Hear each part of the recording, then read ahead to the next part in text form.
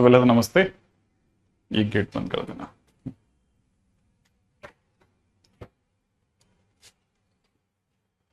पिछली बार हम लोगों ने एक बहुत ही इंपॉर्टेंट रिजल्ट पे बात कर ली थी। काफी इंपॉर्टेंट रिजल्ट था, मार्क कर लेते हैं वापस से।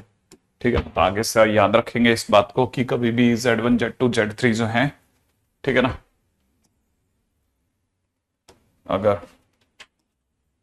ये अपने को याद रखना है, मतलब पहला पॉइंट रिमार्क के तौर पे कि if Z1 Z2 Z3 are vertices of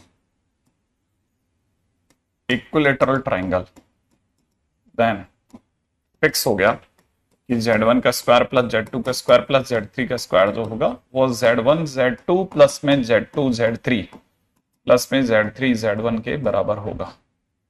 ठीक है ना, बहुत ही काम की चीज है। अच्छा, इसमें कलर, ठीक है, बहुत ही काम का एक रिजल्ट, काफी काम आएगा, कई रिजल्ट्स के अंदर अपने काम आएगा सीधे सीधे, है ना। क्या नहीं सकते, देखो कोशिश तो करेंगे कि आज लास्ट हो जाए, नहीं हो तो कोई बात नहीं, है ना। आपको कोई जल्दी तो नहीं किसी को?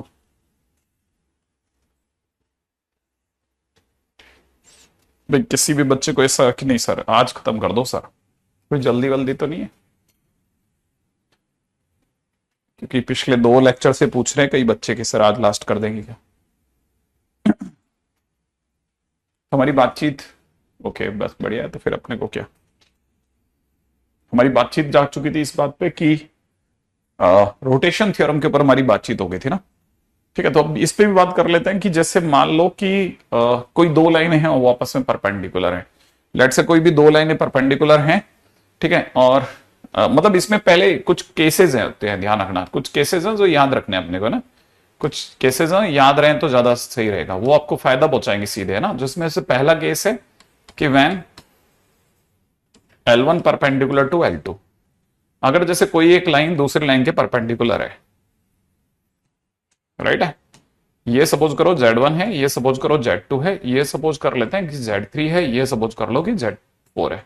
इन दोनों को जोड़ने वाली लाइन इन दोनों को जोड़ने वाली लाइन के परपेंडिकुलर है। तो बस आप अपनी तरफ से बस सिर्फ एरो बना लेना, राइट है, और फिर आपको काफी हद तक आइडिया पड़ जाएगा कि जैसे मान लीजिए इन दोनों को जोड़ने वाली लाइन और इन दोनों को जोड़ने वाली लाइन आपस में परपेंडिकुलर है, तो हम कह सकते हैं कि ये जो लाइन है Z2 माइनस Z1 कहलाएगी, क्योंकि एरो इस साइड है ना। तो Z2 minus Z1, Z2 minus Z1 upon में इसका मॉडुलस, सही, यूनिट वेक्टर बन गया। ठीक है ना। अच्छा, और दूसरी वाली जो लाइन है वो अपने आप में हो जाएगी Z3 माइनस Z4 अपॉन में उसका मॉडुलस, वो भी यूनिट वेक्टर बन गया। ठीक है ना भाई। अच्छा, अगर मुझे इसके यूनिट वेक्टर को, मैं इसके यूनिट वेक्टर को अगर 90 डिग्री रोटेट कर दूं तो मैं उस पर पहुंच जाऊंगा, सही बात है ना। तो मैं अगर इसको जहां पे भी जिस भी एंगल पे है उससे अगर 90 डिग्री रोटेट करता हूं तो मैं इनटू में e की पावर आयोटा पाई बाय 2 यहां कर देता हूं, आंसर आ जाएगा मेरे पास में, मेरा आंसर बन जाना चाहिए, सही है ना। पहले देख लो एक बार जरा 2 मिनट आप धैर्य से कि ये सही लिखा है कि गलत लिखा है ना पहले, ताकि अपने को आइडिया रहे कि हाँ सर ये यहां तक तो बराबर है वगैरह वगैरह। हाँ भाई, सोच लो अच्छे से कि किसकी किससे मल्टीप्लाई करनी है ना, ताकि अपने को भी क्लैरिटी रहेगी कि हाँ सर ये बराबर है।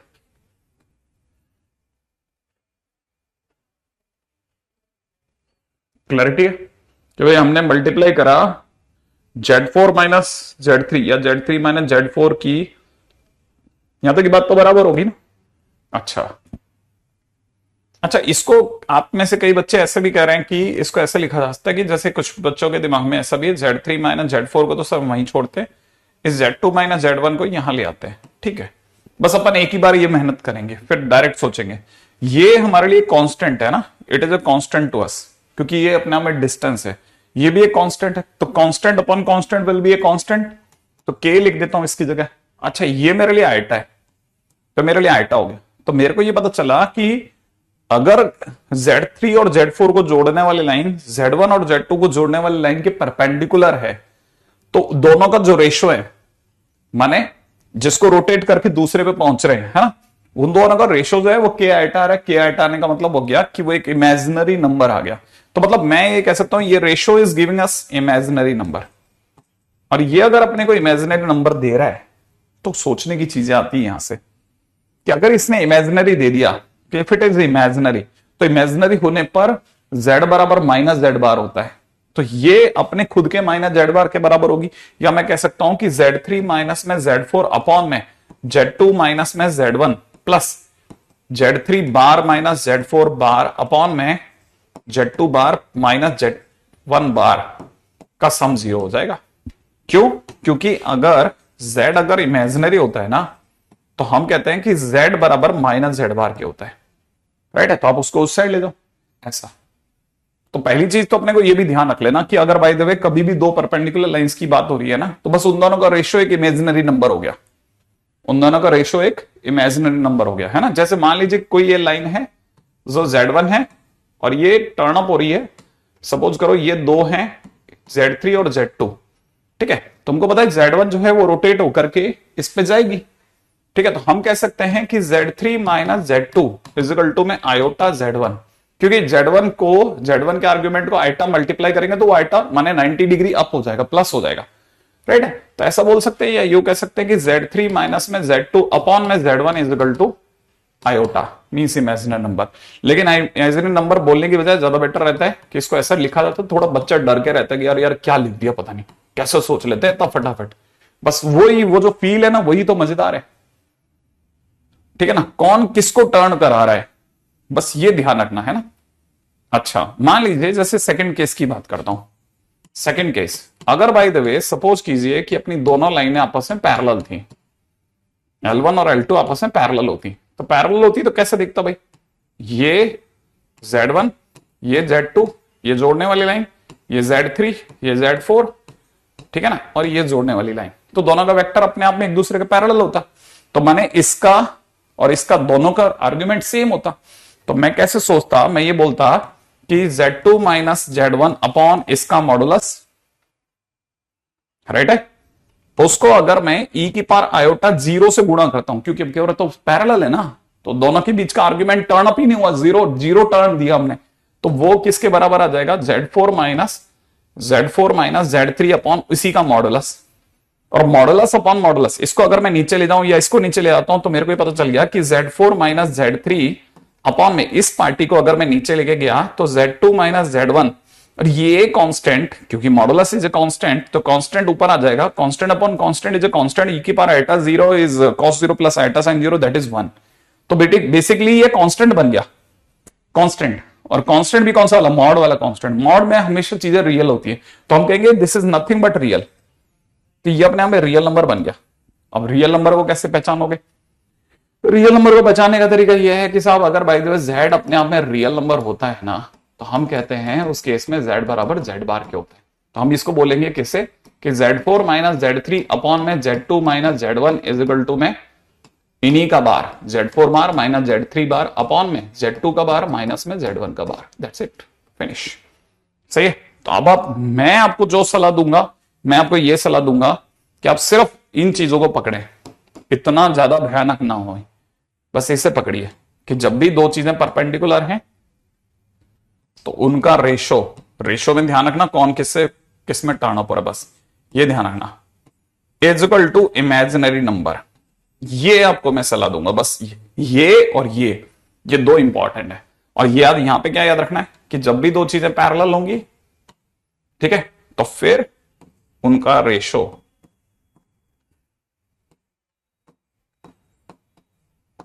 Is equal to real number, क्योंकि आगे की लाइनें तो सिर्फ इनसे बनती हैं, इतना पकड़ के चलना है,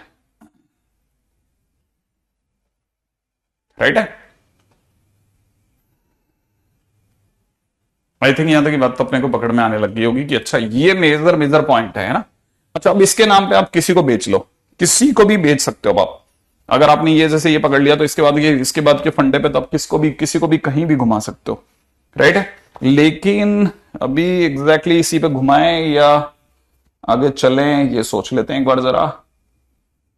पहले हमारे पास में क्या क्या ऑप्शंस है, ठीक है, वो देख लेता हूं मैं एक बार के लिए अपने पास में इस पे क्या क्या ऑप्शंस है। क्या ऐसा कोई पॉइंट है जिस पे अभी तुरंत चर्चा हो जाए? देखो अब तो वैसे देखा जाए ना तो करा तो जा सकता है, लेकिन सिर्फ रास्ता देख लेते हैं। जैसे ठीक है, जैसे मेरे पास में एक क्वेश्चन ले लेता हूं मैं, है ना। जैसे एक सिंपल क्वेश्चन है, पहले मैं सोच रहा हूं एक क्वेश्चन करवा लूं, फिर मैं आपसे आगे बढ़ सकता हूं। ठीक है, जैसे किसी ने क्वेश्चन में दे दिया कि क्वेश्चन में दे रखा है अगर मॉडुलस Z2 बराबर 2 है, मॉडुलस Z बराबर 2 है, ठीक है, और आगे दे रखा है कि Z1 minus Z3 and Z1 minus Z3 upon Z2 minus Z3, Z2 minus Z3 is equal to में दे रखा है Z minus 2 upon Z plus 2। ठीक है, ओके, देन प्रूव दैट, क्या प्रूव करवा रहा भाई,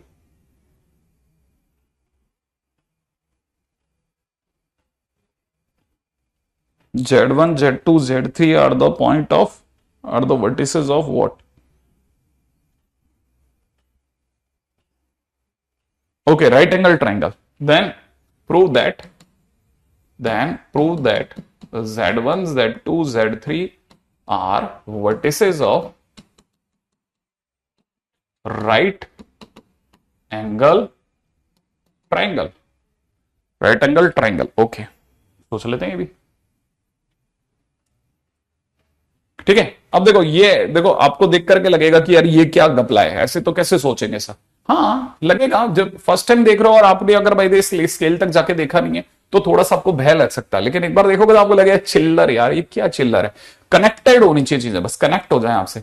जैसे मान लो ये, इसका क्या मतलब है, इसका मतलब ये है कि ओरिजिन से जेड की दूरी 2 है, ओरिजिन से जेड की दूरी 2 है। इसका ये भी मीनिंग है कि ओरिजिन से जेड हमेशा 2 दूरी पर रहता है, माने जेड हमेशा इस सर्कल पर है, जेड का है इस सर्कल पर है, और ओरिजिन इसका सेंटर है, और रेडियस इसकी 2 है। रेडियस कितनी है 2। इसका मतलब ये वाला पॉइंट अपने आप में 2,0 है, ये वाला पॉइंट अपने आप में -2,0 है। It is representing a circle, ये बेसिकली एक सर्कल को रिप्रेजेंट कर रहा है जिसका सेंटर 0, 0 है। ठीक है, और जिसकी रेडियस 2 है, ये बेसिकली उसको दिखा रहा है। तो सबसे पहले तो ये पकड़ लेते हैं कि हाँ साहब ये बराबर है। अच्छा, अब इस पे z कहां है, z इसके ऊपर कहीं पे भी ले सकते हो आप, z इस पर कहीं पे भी ले सकते हो। तो सर मैंने जैसे सपोज करो z यहां ले लिया, तो हाँ ले सकते हो, आपको कोई इश्यू नहीं है, इसमें बराबर है। अच्छा दूसरी चीज, अब चलते हैं सर ये क्या बता रहा है। सर देखो ये बता रहा है कि आपकी नजरों में 2 कॉम्प्लेक्स नंबर बराबर है, ये कॉम्प्लेक्स नंबर, ये भी एक कॉम्प्लेक्स नंबर। 2 कॉम्प्लेक्स नंबर जब भी बराबर दे रखे होते हैं ना, तो ना केवल मॉडुलस में बराबर होते हैं बल्कि वो आर्ग्यूमेंट वाइज भी बराबर होते हैं। ना तो केवल मॉडुलस में बराबर होंगे बल्कि आर्ग्यूमेंट में भी सेम होंगे। इसका मतलब सर इसका करा क्या जाए, भाई पहले तो सीन समझ लेते हैं कि इसका आर्ग्यूमेंट जितना होगा ना उतना इसका भी होगा। अच्छा सर इसके आर्ग्यूमेंट का क्या मतलब है, इसका मतलब ये कि जितना इसका आर्ग्यूमेंट होगा ना राइट हैंड साइड का, जितना आर्ग्यूमेंट जो होगा राइट हैंड साइड वाले का, जैसे argument of z-2 upon z+2 जितना भी होगा उतना ऑटोमेटिकली इसका हो जाएगा। अच्छा इसका जैसे मतलब इसका मीनिंग क्या समझा जाए भाई, इसका मीनिंग जो समझा जा सकता है वो ये कि मैंने कहा ना z का इस समय सर्कल पे कहीं पे भी है। आपने अगर सपोज करो इसके किसी पॉइंट को मिलाया, ठीक है ना, तो पहले मैं आपको बताता हूं z-2 का क्या मतलब हुआ। z-2 का मतलब हो गया ये वाली लाइन, राइट है। अच्छा और z+2, ठीक है, z-2 का मतलब ये वाली लाइन, दिस इज z-2, और ये हो गया z+2, क्योंकि z की -2 से जो गैप होगा ना that is z-2, z-2, z-2 that is z+2, this is z-+2 माने z-2 है ना, ये z-2 है। अब कोई भी बच्चा ये देख के समझ सकता है कि अगर मैं इसको 90 डिग्री टर्न कराता हूं, क्योंकि ये सेमी सर्कल में बन रहा है, तो मैं अगर इसको 90 डिग्री टर्न कराता हूं ना तो मैं z-2 पा सकता हूं। माने मैंने अगर इसको 90 डिग्री एंटी क्लॉकवाइज टर्न कराया इस वाली लाइन को z+2 को, तो जाके z-2 बनेगा। तो बेसिकली इन दोनों के बीच का एंगल हो गया π/2। अच्छा अगर इनके बीच का एंगल अगर सर π/2 हो गया तो आपने कहा ये दोनों आपस में बराबर है, तो इसका सीधा मतलब ये है कि argument of z1 minus z3 upon में z2 माइनस z3 का भी आर्ग्यूमेंट सर π/2 हो गया। हाँ इसका मतलब ये कि सर अगर मैं इस पे कोई भी 3 पॉइंट, इसी सर्कल पे कोई भी 3 पॉइंट अगर z1, z2 और z3 इस तरह से देख रहा हूं कि सपोज ये z1 है, ये z3 है, ये अपने आप में z2 है, तो z1 माइनस z3 तो सर ये वाली लाइन होगी, और z2 माइनस z3 सर ये वाली लाइन होगी। अच्छा, इसका मतलब ये कि इन दोनों के बीच का एंगल भी 90 होगा। हाँ, इन दोनों के बीच का एंगल भी 90 होगा, लेकिन सर अगर ये भी 90 हो गया तो इन तीनों से बनने वाला ट्राइंगल कैसा हो गया? राइट एंगल ट्राइंगल हो जाएगा सर। ठीक है, ऑब्वियस ही बात है। अगर बाय द वे इन दोनों के बीच का एंगल 90 डिग्री हो गया तो इसका मतलब ये कि इंप्लाइज कि triangle Z1 Z2 Z3 is also right angle triangle. ये भी राइट एंगल ट्राइंगल हो गया।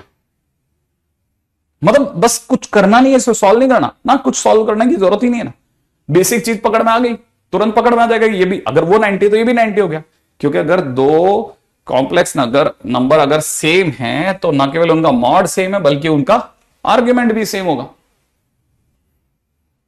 राइट है, तो जितना z का 2,0 और -2,0 से कनेक्टिंग लाइन के बीच का एंगल आएगा उतना दूसरे वाले का भी हो गया।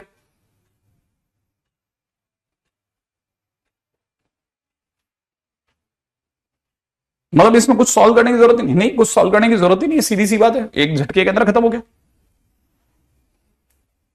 अच्छा, मैं आपको एक और बात बताता हूं, इवन मैं आपको ये भी बता सकता हूं कि अगर ये वाकई में एक दूसरे से राइट एंगल पे है ना, तो आपको यही चीज वो ऐसे भी दे सकता था। मतलब the same thing right angle ना पूछ करके वो ये भी पूछ सकता था। It can be asked like this कि real part of Z1 minus Z3 upon में Z2 माइनस Z3 भी पूछ सकता था कि ये कितना होगा, आप बोलते 0 होगा।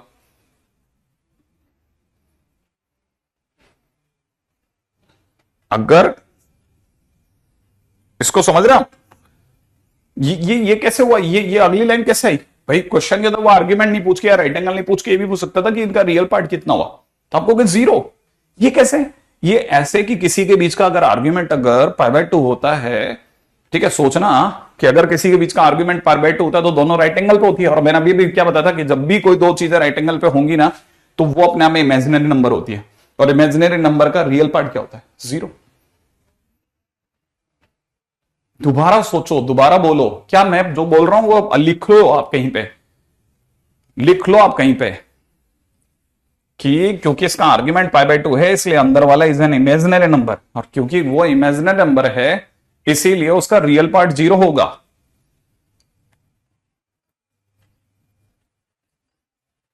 इसलिए उसका रियल पार्ट 0 होगा। ये ज्योमेट्रिकल एप्लीकेशंस हैं, इसमें मतलब ऐसा नहीं है कि हम कुछ अलग से निकाल के ला रहे हैं चीजों को। ठीक है, इवन मैं तो आपको बताऊं क्या, ये यहां यूटिलाइज होती है, ये इसी केस का एक एप्लीकेशन है ना। जैसे किसी ने पूछा क्वेश्चन के दौरान कि find equation of circle in diametric form where Z1 Z2 are end points of diameter of circle. ठीक है, जहां पे Z1 Z2 जो है वो एंड पॉइंट है, एंड पॉइंट किसी डायमीटर के। अगर Z1 Z2 किसी सर्कल के एंड पॉइंट्स हैं तो देखो फोटो तो ये वाली आएगी ना आपके लिए। फोटो कैसी वाली आएगी? फोटो तो ये वाली आएगी कि ये एक सर्कल है और ये उसका डायमीटर है, this is Z1 this is Z2 और बीच के अंदर कहीं Z है।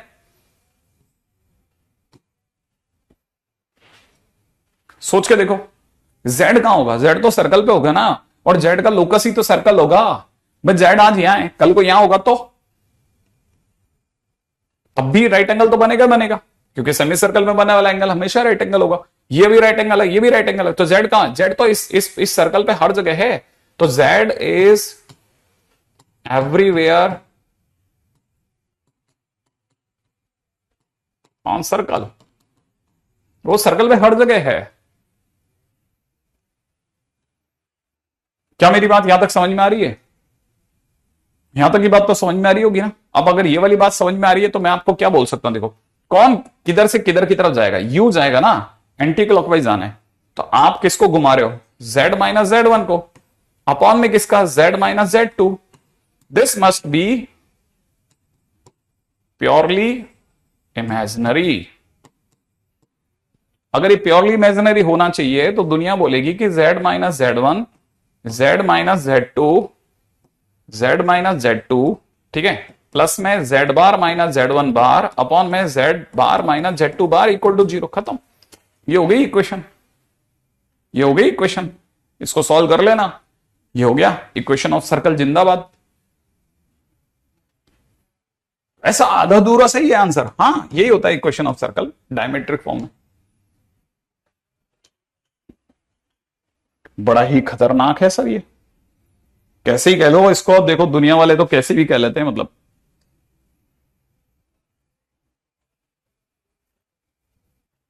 आगे बढ़ जाते हैं अपन तो।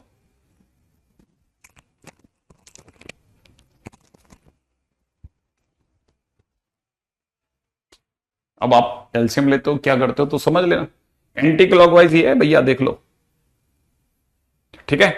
वो आप अगर भाई शुरू से किसी ने लेक्चर देख रखे हैं तो फिर आपको ऐसा इशू नहीं आएगा एंटी क्लॉकवाइज वगैरह का, ठीक है। फिर तो आपको धड़ाधड़ धड़ाधड़ सारे दिख जाएंगे, ठीक है। जैसे मैं आपको ये भी बता सकता हूं, जैसे सपोज कीजिए, ठीक है, मैं आपको एक एग्जांपल और देता हूं, ठीक है। जैसे सपोज करो ये अपना सर्कल है, ये अपना सर्कल है, ठीक है। ये बाहर के पॉइंट से आपने टेंजेंट डाला, ये Z1 पे गिरा, ये आपका सेंटर है। ये सपोज करो आपने Z पे एक टेंजेंट डाला, ठीक है, ऐसा है, और ये 90 डिग्री बना रहा है। ये तो कंफर्म है कि 90 डिग्री बनाएगा बनाएगा। हाँ, तो अब ये बस सिर्फ ये सोच रहा है कि अगर मुझे ये इक्वेशन देखनी है, इनकी इक्वेशन देखनी है, तो 90 डिग्री बनाएगा, तो 90 डिग्री एंटी क्लॉकवाइज बनना चाहिए। तो व्हाट आई विल से कि Z माइनस Z1, ठीक है, अपॉन में इसको मिलाते हैं ना, ये वाली लाइन है ना, तो दिस इज अपॉन में Z1, Z माइनस Z1। एक सेकंड, एरो किधर की तरफ रखना चाहते हैं बस उस पर डिपेंड करता है सारा, ठीक है। एरो किस साइड रखेंगे, Z1 माइनस दिस, है ना। तो मेरे को ये Z1 माइनस Z लेना पड़ेगा ना, अगर मैं एरो यू रख रहा हूं तो। इनकेस अगर मैं एरो यू रखता हूं तो, ठीक है, तो मेरे लिए एरो यू रखता हूं तो फिर मैं इसको ऐसे रखूंगा ना, इधर भी रख सकते हैं। हाँ, वैसे रखने में तो मतलब मैं एरो को लेकर के बहुत ज्यादा प्रतिबंधित नहीं हूं, लेकिन मैं आपको सिर्फ सीन समझाना चाहता हूं कि किसका किस तरफ है, ठीक है। वैसे डाइवर्जिंग एरोज हमेशा ज्यादा फायदेमंद रहते हैं। तो मैं अगर भाई देखो डाइवर्जिंग एरो रखता हूं ना, तो मैं Z1 पे रोटेट मार रहा हूं, ठीक है। मैंने डाइवर्जिंग एरोज लिए ताकि मेरे को आपको दिखने में ऐसा लगे कि हाँ डायग्रामेटिकली अपन सही थे, ठीक है। तो इस टाइम पे मैं कहूंगा Z माइनस Z1 अपॉन में, है ना, अपॉन में 0 माइनस Z1, मतलब माइनस का Z1 इज प्योरली इमेजिनरी, ठीक है। और अगर मैं ऐसा कहूंगा तो मैं ऐसा बोलूंगा कि Z माइनस Z1 अपॉन में माइनस का Z1 प्लस में Z बार माइनस में Z1 बार अपॉन में माइनस में Z1 बार बराबर 0, खत्म। इससे आप मर्जी जैसी इक्वेशन निकलाओ मेरे से।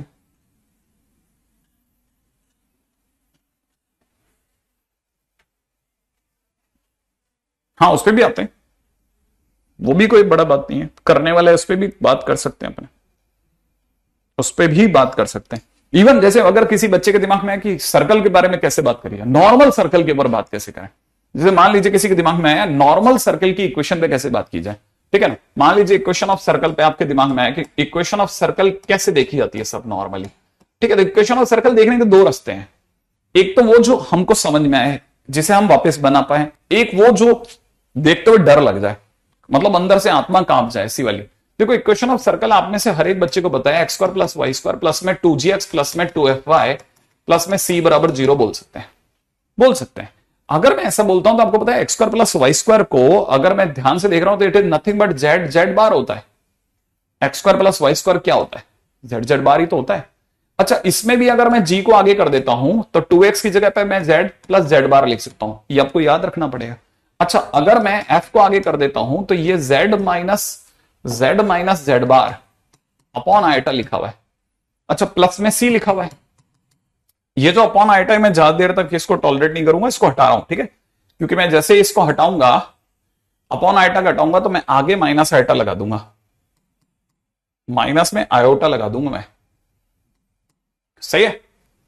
अच्छा, उससे क्या हो जाएगा, इससे मुझे यह समझ में आ जाएगा कि भाई देखो ये हो गया जेड बार, प्लस के अंदर अगर मैंने जेड कॉमन ले लिया तो यहां से आ जाएगा जी माइनस आयोटा एफ, प्लस में अगर मैंने जेड बार कॉमन ले लिया तो यहां से हो जाएगा जी प्लस आयोटा एफ, प्लस में आप चाहो तो इसे सी लिखो, सी की जगह बीटा लिखना चाहो बीटा लिख देना, थोड़ा डराने के लिए लोग बीटा लिखना पसंद करते हैं। अच्छा, ये अगर बात सही है तो अपने को पता चल गया ये हो गया जेड बार। अच्छा, ये जो कुछ भी लिखा है ये और ये आपस में एक दूसरे कॉन्जुगेट है, ये आपस में क्या है, एक दूसरे कॉन्जुगेट है, ये क्लियरली दिख रहा होगा आपको। अच्छा, मैं थोड़ी सी देर के लिए अगर इसे ए मानता हूं तो ये हो गया ए जेड बार, राइट है। अच्छा, अगर मैं इसे ए मानता हूं, इसको अगर मैंने ए माना तो ये मेरे लिए ए बार हो गया, तो प्लस में ए बार जेड बन गया और प्लस में सी बराबर 0 हो गया। ये मेरी इक्वेशन ऑफ सर्कल होगी। तो this is equation of circle in complex form.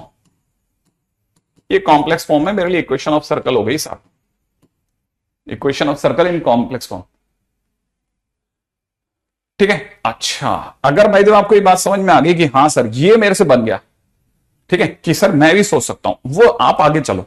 आप में से किसी को अगर मैं पूछूं कि इसमें सेंटर क्या है, फटाफट से बताओ इसका सेंटर क्या है, इसका सेंटर बताओ, इसका सेंटर बताओ, सेंटर बताओ, सेंटर बताओ, सेंटर, इसका सेंटर क्या है?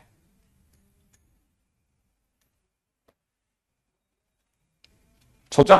अच्छा, तब तक मैं आपसे इसकी रेडियस भी पूछ लेता हूं, तो लगे हाथों आप इसकी रेडियस भी सोचना। सेंटर मेरा दांत ख्याल है, अगर आप थोड़े समझदार रहोगे तो माइनस जी कोमा माइनस एफ बताओगे, और रेडियस सोच लो। रेडियस मेरा दांत ख्याल है आप में से हर एक जना g square plus f square minus c बोलना चाहेगा, बोलना चाहेगा।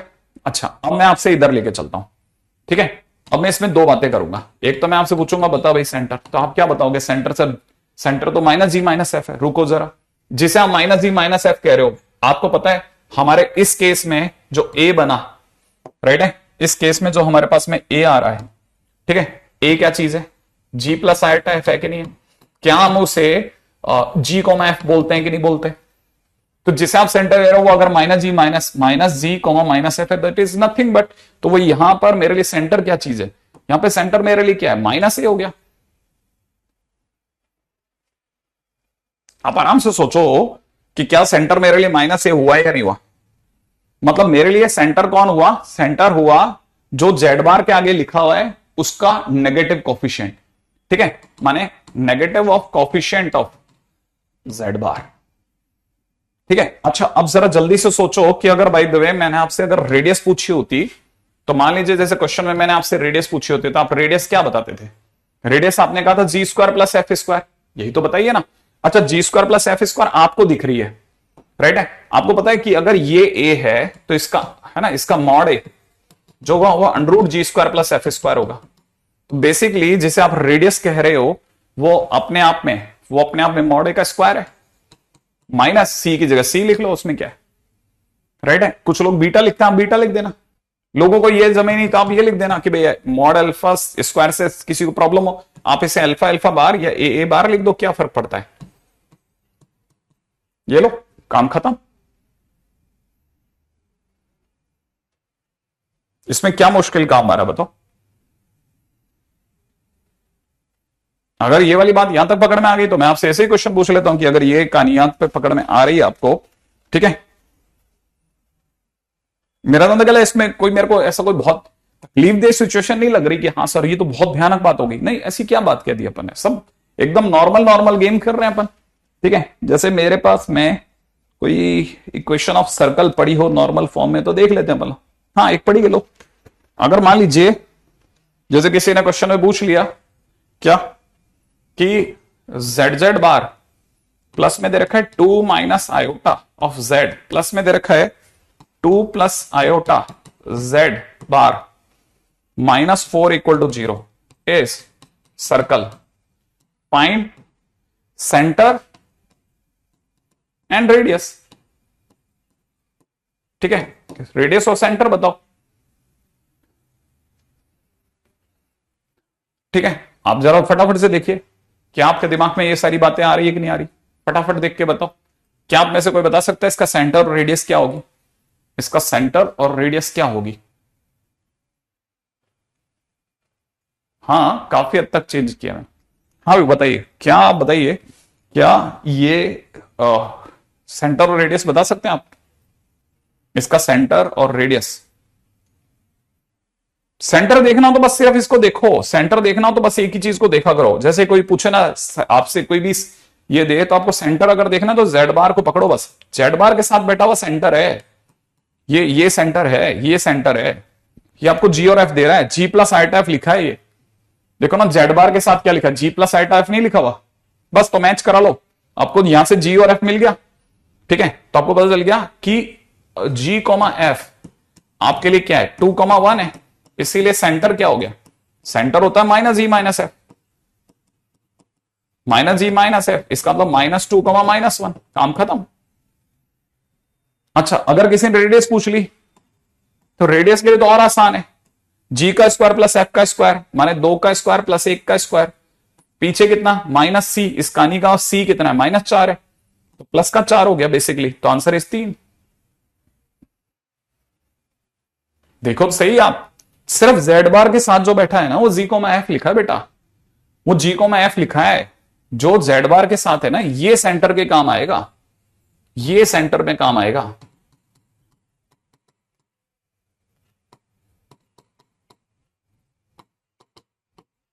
ये सेंटर में काम आएगा, ध्यान रख लेना, ऐसे ही लॉजिकली भी समझ सकते हैं ना मतलब। अच्छा मान लीजिए जैसे अपने से कोई किसी ने पूछा कि क्वेश्चन में पूछा किसी ने कि एंगल ऑफ इंटरसेक्शन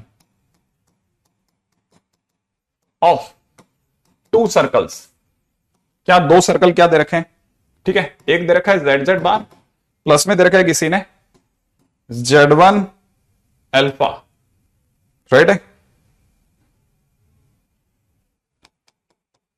प्लस में दे रखा है अल्फा 1 बार Z1 Z Z Z Z, alpha 1 बार जेड, प्लस में अल्फा 1 जेड बार, प्लस यहां दे रखा है बीटा 1 इक्वल टू, और दूसरा दे रखा है जेड जेड बार, प्लस में यहां दे रखा है अल्फा 2 बार जेड, प्लस में अल्फा 2 जेड बार, प्लस में बीटा 2 बराबर 0। ये 2 सर्कल दे रखे हैं। मान लो इसने किसी ने हमारे को 2 सर्कल दे दिया, अब ये हमारे को जैसे ही किसी ने 2 सर्कल दिए तो क्वेश्चन वाला पूछ रहा है कि बताइए साहब एंगल ऑफ इंटरसेक्शन के लेकर के आपके क्या ख्याल है, इन दोनों का एंगल ऑफ इंटरसेक्शन क्या होगा। तो एंगल ऑफ इंटरसेक्शन होता क्या है, cos theta is equal to में r1 का स्क्वायर प्लस में r2 का square minus d square upon में 2r1 r2, ये एंगल ऑफ इंटरसेक्शन होता है। सही है, आई थिंक यहां तक की बात तो पकड़ में आ ही रही है कि हाँ ये होता है एंगल ऑफ इंटरसेक्शन। अच्छा, ये अगर एंगल ऑफ इंटरसेक्शन होता है, ठीक है, एंगल ऑफ इंटरसेक्शन अगर सपोज करो ये होता है, ठीक है, तो हमारा cos थीटा कितना हो गया। अब r1 कहां से लाओगे सर, अरे R1 ना, मैंने कहा था ये सेंटर के काम आएगा, याद है ना, ये सेंटर के काम आएगा।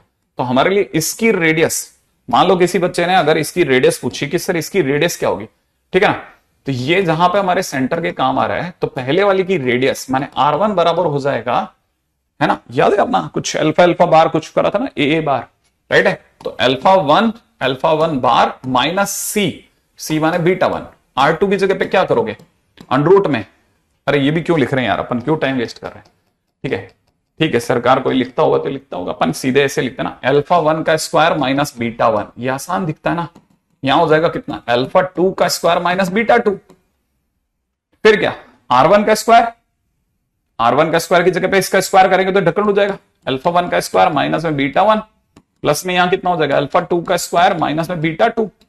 सही है।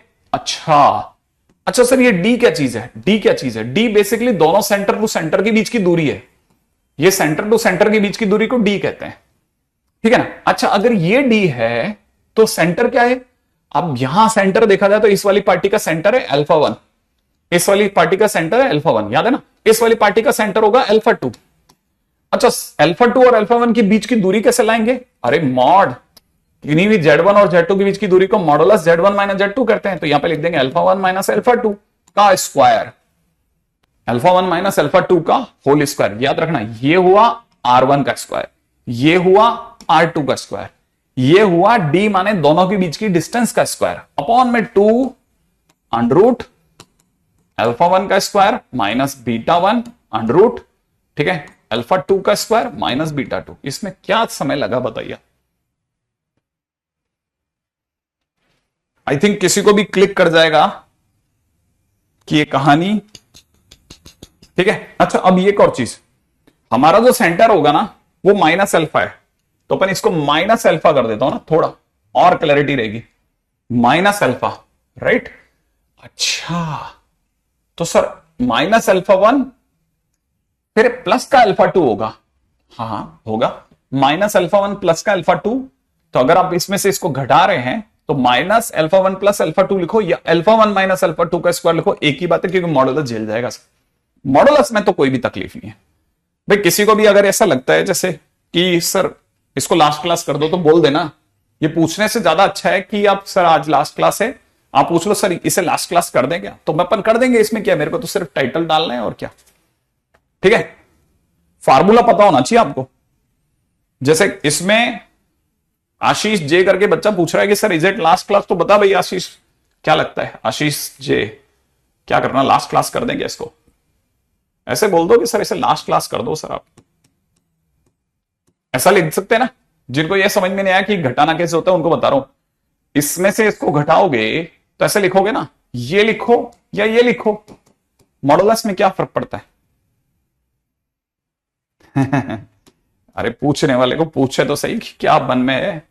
मैं तो जिसे कोई पूछ रहा है तो मैं पूछ रहा हूं ना, लाइन के अंदर मैं तो पूछ लेता हूं। जिनको भी लगता है sir is it last class, तो पूछ लेते भाई, लास्ट क्लास करानी तो अपन लास्ट कर देते, इसमें क्या। ठीक है, अच्छा सुनो सुनो सुनो सुनो, ये हो गया अपना cos theta. Okay okay okay okay, मैं क्वेश्चन मैं कहीं और जा रहा था और कहीं और चला गया, पता है, अब मैं कहीं और निकल गया हूं। अब मैं किसी और साइड निकल गया हूं।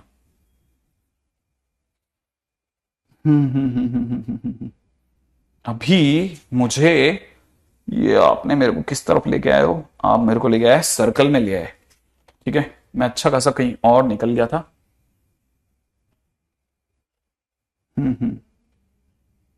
अच्छा देखो, सर्कल से वापस पे आते हैं। ठीक है ठीक है ठीक है ठीक है ठीक है ठीक है ठीक है ठीक है, सुनो सुनो सुनो सुनो सुनो सुनो। अच्छा, इन केस अगर भाई जैसे ये दोनों सर्कल आपस में अगर ऑर्थोगोनल होते तो, ठीक है, अगर मानो किसी ने कहा होता ऑर्थोगोनल सर्कल होते तो, अगर सर्कल ऑर्थोगोनल सर्कल्स होते तो, अगर मान लीजिए क्वेश्चन में सर्कल्स अगर ऑर्थोगोनल सर्कल्स होते तो क्या करते, फटाफट फटाफट बताओ। ठीक है, अगर by the way orthogonal circles होते तो क्या करते। किसी को स्ट्राइक करता है कि सर ऑर्थोगोनल सर्कल्स होते माने दोनों सर्कल अगर आपस में 90 पे, एग्जैक्टली तो कॉस थीटा 0 कर देते। कॉस थीटा के 0 करने से क्या होता, ये सारा सामान अंदर चला जाता और ये वाली पार्टी उछल के उधर चली जाती, कंडीशन ऑफ ऑर्थोगोनलिटी हो जाती। बिल्कुल, और क्या, ये इसको 0 करते ये सारा 0 में चला जाता और ये माइनस वाली पार्टी उधर चली जाती। फिर आप अल्फा इसको खोल करके और जो भी वैल्यू निकाल सकते थे, बस और क्या। ठीक है, एनीवे आगे बढ़ जाऊं, नेक्स्ट पॉइंट के ऊपर बात करते हैं। देखो सुनो, ठीक है, क्वेश्चन में किसी ने दिया है कि किसी ने कहा है कि मान लेते हैं कि हमारे पास में एक Z1 है, ठीक है, वो दे रखा है 10 + 6 आयोटा और Z2 दे रखा है 4 + 6 आयोटा। ठीक है, क्वेश्चन वाला कहता है कि then prove that all complex numbers satisfying, ठीक है, argument of z - z1 upon z - z2 is equal to π/4, ठीक है, ऑल्सो सेटिस्फाइंग, ठीक है, मॉडुलस में z - 7 - 9 iota is equal to 3√2, ठीक है, all complex number satisfying this is also this. ठीक है, ये दे रखा है, जैसे मान लो क्वेश्चन में है ना, देखो अब आपके समझने का फेरा फेरी है बस, और कुछ नहीं, इसको समझना है। देखो मैं समझाता हूं, कोशिश करता हूं मैं इसको समझाने की। अच्छा, मेरे को बस छोटी छोटी चीजों के साथ आपकी कनेक्टिविटी चाहिए। आप में से कितने लोग समझते हैं आर्ग्यूमेंट का आसान अर्थ क्या होता है। अगर मैं आपसे पूछूं कि कॉन्जुगेट का, जैसे किसी आर्ग्यूमेंट लिखा है, अगर किसी ने कहा argument of something is equal to π/4, इसका मतलब आप क्या समझते हो, मतलब एक आसान अर्थ बताओ आपके हिसाब से, एक आसान मीनिंग बताओ भाई, इसको आपके हिसाब से आसान मीनिंग क्या है इसका, आपको क्या लगता है। मैं एक बार जरा थोड़ा आपका दिमाग तो बढ़ू। हाँ बिल्कुल बिल्कुल, देखो आदित्य ने बोला एंगल, ठीक है, किसी ने बोला tan इनवर्स, किसी ने बोला थीटा, किसी ने बोला tan इनवर्स y/x। भाई एक्चुअल में जैसे ये समथिंग अपॉन समथिंग दे रखा है ना, इसका मतलब ऊपर वाले का नीचे वाले से जो एंगल है वो π/4 है। इसका मतलब जो ऊपर वाला है उसका नीचे वाले से जो एंगल है ना वो पाई बाय 4 है। पहले आसान करो, आसान अपने दिमाग में, अच्छा इसका एंगल इससे पाई बाय 4 है, राइट है। तो आप समझो कि इसका मीनिंग समझे आप कि इसका इससे एंगल कितना है, पाई बाय 4 है। अच्छा अब यहां पर ये Z1 और Z2 जो है इसको देख करके कुछ और समझो। यहां पे Z1 और Z2 फिक्स पॉइंट्स हैं, यहां Z1 Z2 फिक्स पॉइंट है। अच्छा और एक Z क्या है, Z ऑब्वियस ही बात है, नाम से ही दिखता है, ये सर कोई वेरिएबल पॉइंट है।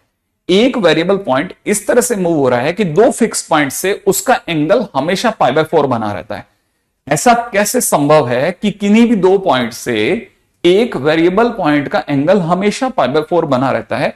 ऐसा तभी संभव है जब आपकी कहानी में एक सर्कल हो, और कहानी में सर्कल भी कैसा हो वो भी बड़ा इंटरेस्टिंग है। कहानी में सर्कल भी कैसा हो, कहानी में सर्कल भी टूटा फूटा हो, ऐसा वाला, ऐसे, हाँ ऐसा हो। इसका क्या लेना देना सर? मैंने कहा देख सपोज ये Z1 है, सपोज कर ये Z2 है, ठीक है ना। अगर मैं तेरे को बोलूं कि यहां पे हर पॉइंट Z है, इस पूरे यहां से यहां तक की सरकमफेरेंस पे हर पॉइंट Z है, मान लो हर पॉइंट Z है, ठीक है। तो Z को जिस दिन मैं Z को Z1 से जोड़ूंगा और Z को जिस दिन मैं Z2 से जोड़ूंगा, मैं कह सकता हूं कि ये वाला एंगल 45 डिग्री है। यही ये कह रहा है, ठीक है। अब आपको पता होगा किसी भी सर्कल पर सरकमफेरेंस के किन्हीं भी दो पॉइंट से बची हुई सरकमफेरेंस पर, ठीक है, जब भी एंगल बनता है वो एंगल हमेशा कांस्टेंट बना रहता है। माने ये वाला एंगल भी पाई बाय 4 होगा, ये वाला भी पाई बाय 4 होगा।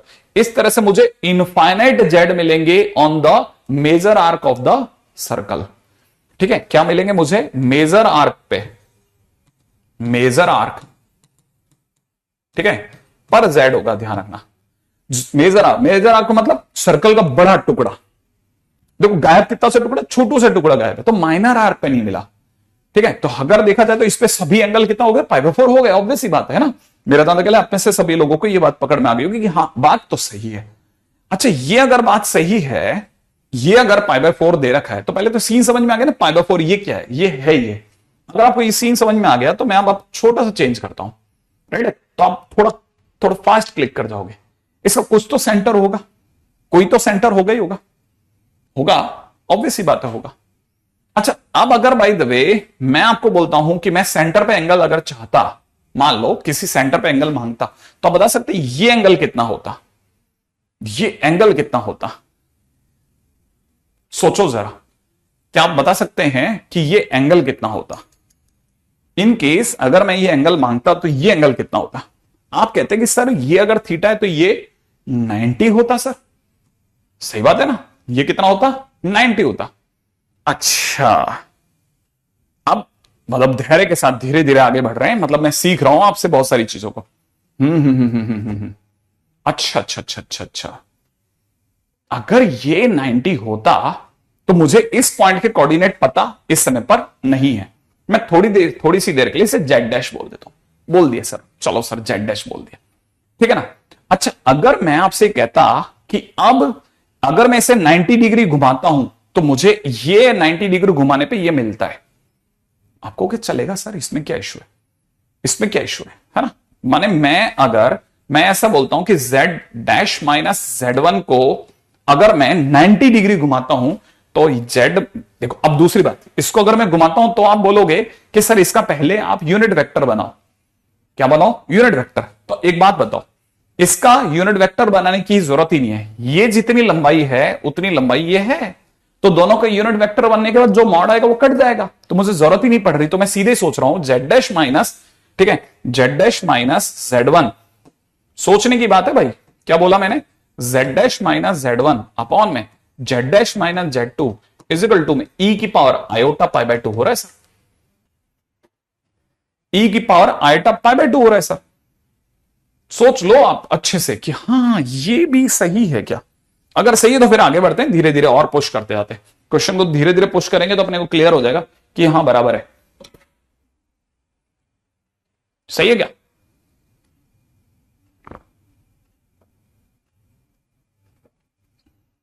भाई आप उल्टा माइनस करके भी बोल सकते हो, मेरे को चलेगा।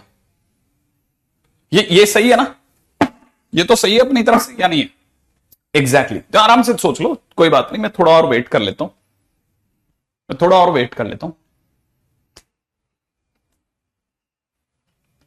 ई की पावर आइटा पाई बाय 2 को कई बच्चे कह रहे हैं नहीं ये सब सही नहीं है क्योंकि इमेजिनरी है। ई की पावर आइटा पाई बाय 2 को पढ़ तो सही नहीं रहे दोस्त, cos pi by 2 plus iota sine pi by 2, जिसका मतलब आइटा होता है। जो मैं लिख रहा हूं वो तू ही लिख रहा है बेटा, मैं और तू अलग अलग थोड़ी ना सोच रहे हैं, अपन तो सेम सोच रहे हैं। मुझे यहां आइटा दिख रहा है, मैंने लिखा ई की पावर आइटा पाई बाय 2 है, आइटा ही लिखा है। सही है, यहां तक की बात तो बराबर है। अच्छा अब सोचते रहे, धीरे धीरे सोचेंगे तो सीख जाएंगे ना। हाँ मैंने तो जेड डैश ही लिखा है, मैंने जेड डैश ही लिखा है, डोंट वरी, जेड डैश ही लिखा है, जेड नहीं लिखा। यहां तक तो बराबर है, जा रहे हैं ना अपन सही जा रहे हो तो बताते चलना। अच्छा अच्छा, मैंने ऐसा सुना है कि आपको Z1 Z2 दे रखा है सरकार ने।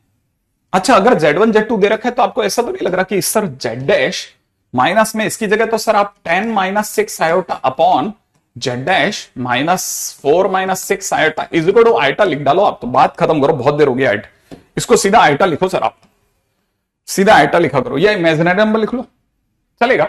अच्छा सर अगर ऐसा लिख लेते तो इसमें क्या बुराई है कि z dash -10 - 6 iota is equal to में जेड डैश आयोटा -4 आयोटा और प्लस का 6, प्लस का 6 सर, प्लस का 6 सर।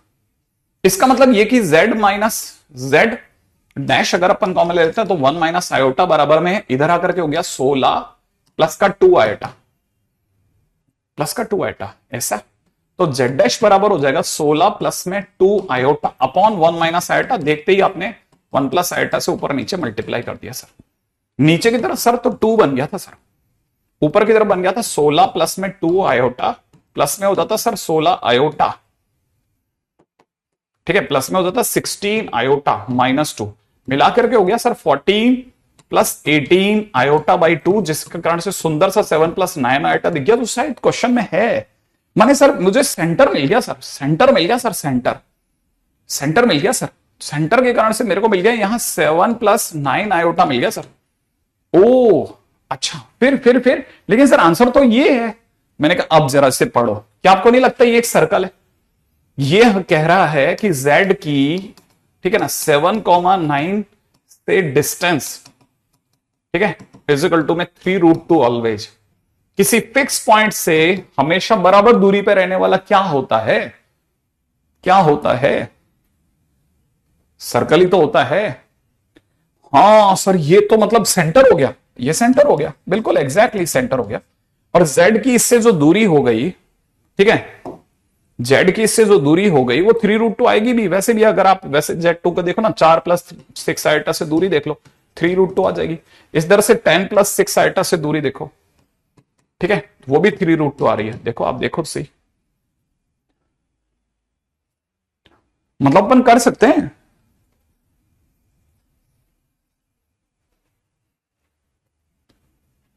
सोचा जा सकता है सर, ऐसा बुरा नहीं है, मतलब मस्त चैप्टर है, बहुत सिंपल चैप्टर है, ठीक है, थोड़ा गंदा गंदा बनता है कभी कभी, लेकिन अच्छी बात है सर, ठीक है। अच्छा एक और चीज देखो, मुंह से निकल गई थी ना, जो बात है तो बात है, अब यहां पे एक बात सीखी है ना,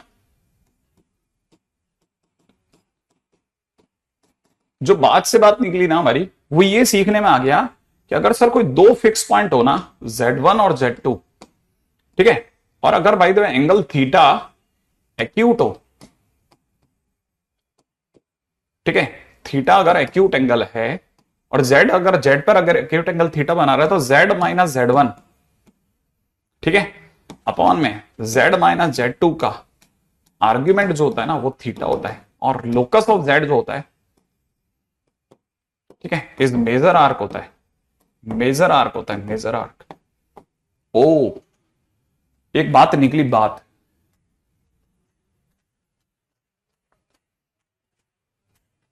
अरे very good, 172 is a good marks. ऊपर क्या लिखा है मतलब हर्ष?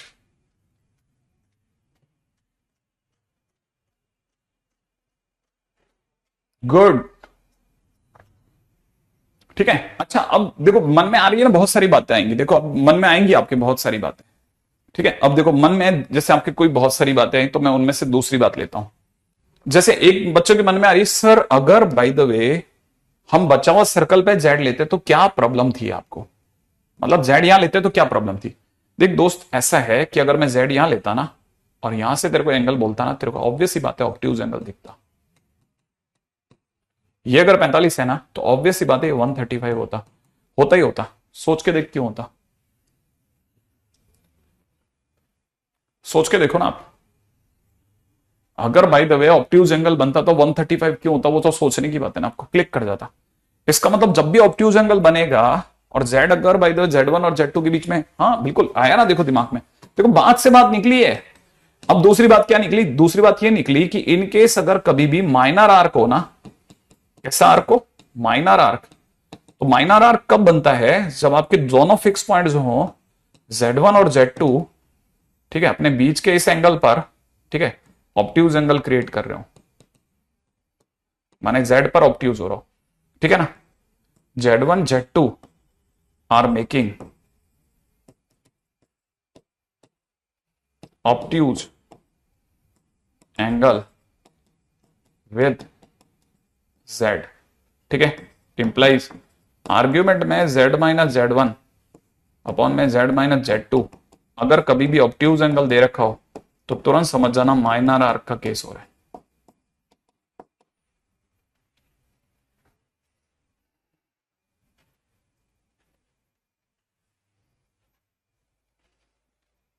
थीटा ही लिखा, अच्छा वो थीटा ही है यार, समझ जाएंगे, सही कह रहा है, ए में वो जीरो दिख रहा है, वो थीटा ही लिखा हुआ है, मन की आंखों में तो थीटा ही है, सही है। चलो अब आगे बढ़ जाए, अगर ये ऑब्ट्यूज एंगल हो तो समझ जाना माइनर आर्क है।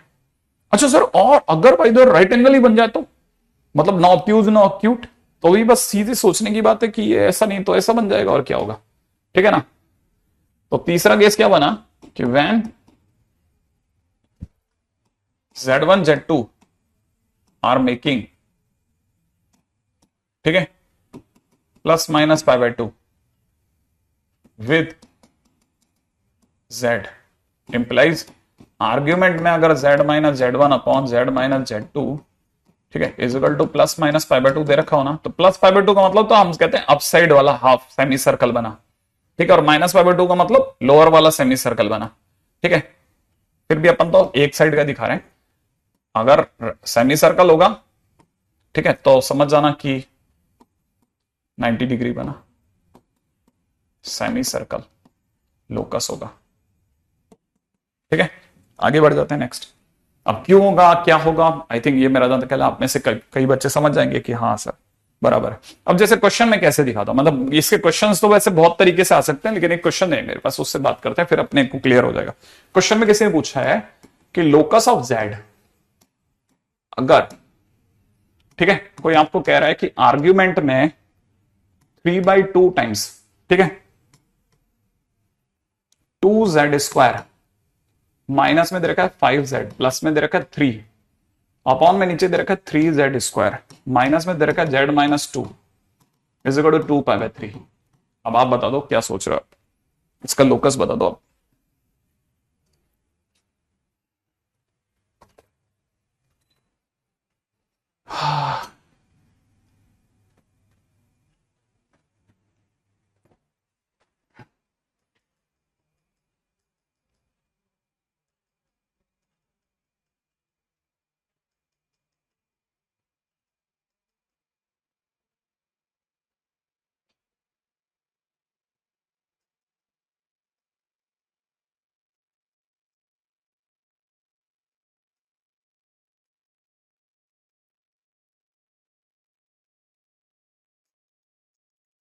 मल्टीप्लाई प्लस में चेंज हो जाएगा,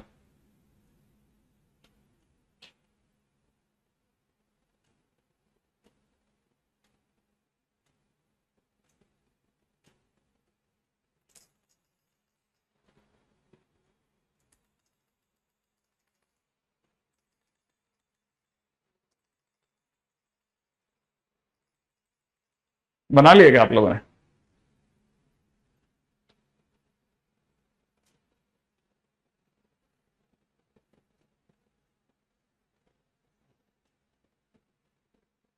देखो ये नहीं पता मुझको, ये जरूर समझ में आता है कि इसे Z is equal to 1 satisfy कर रहा है,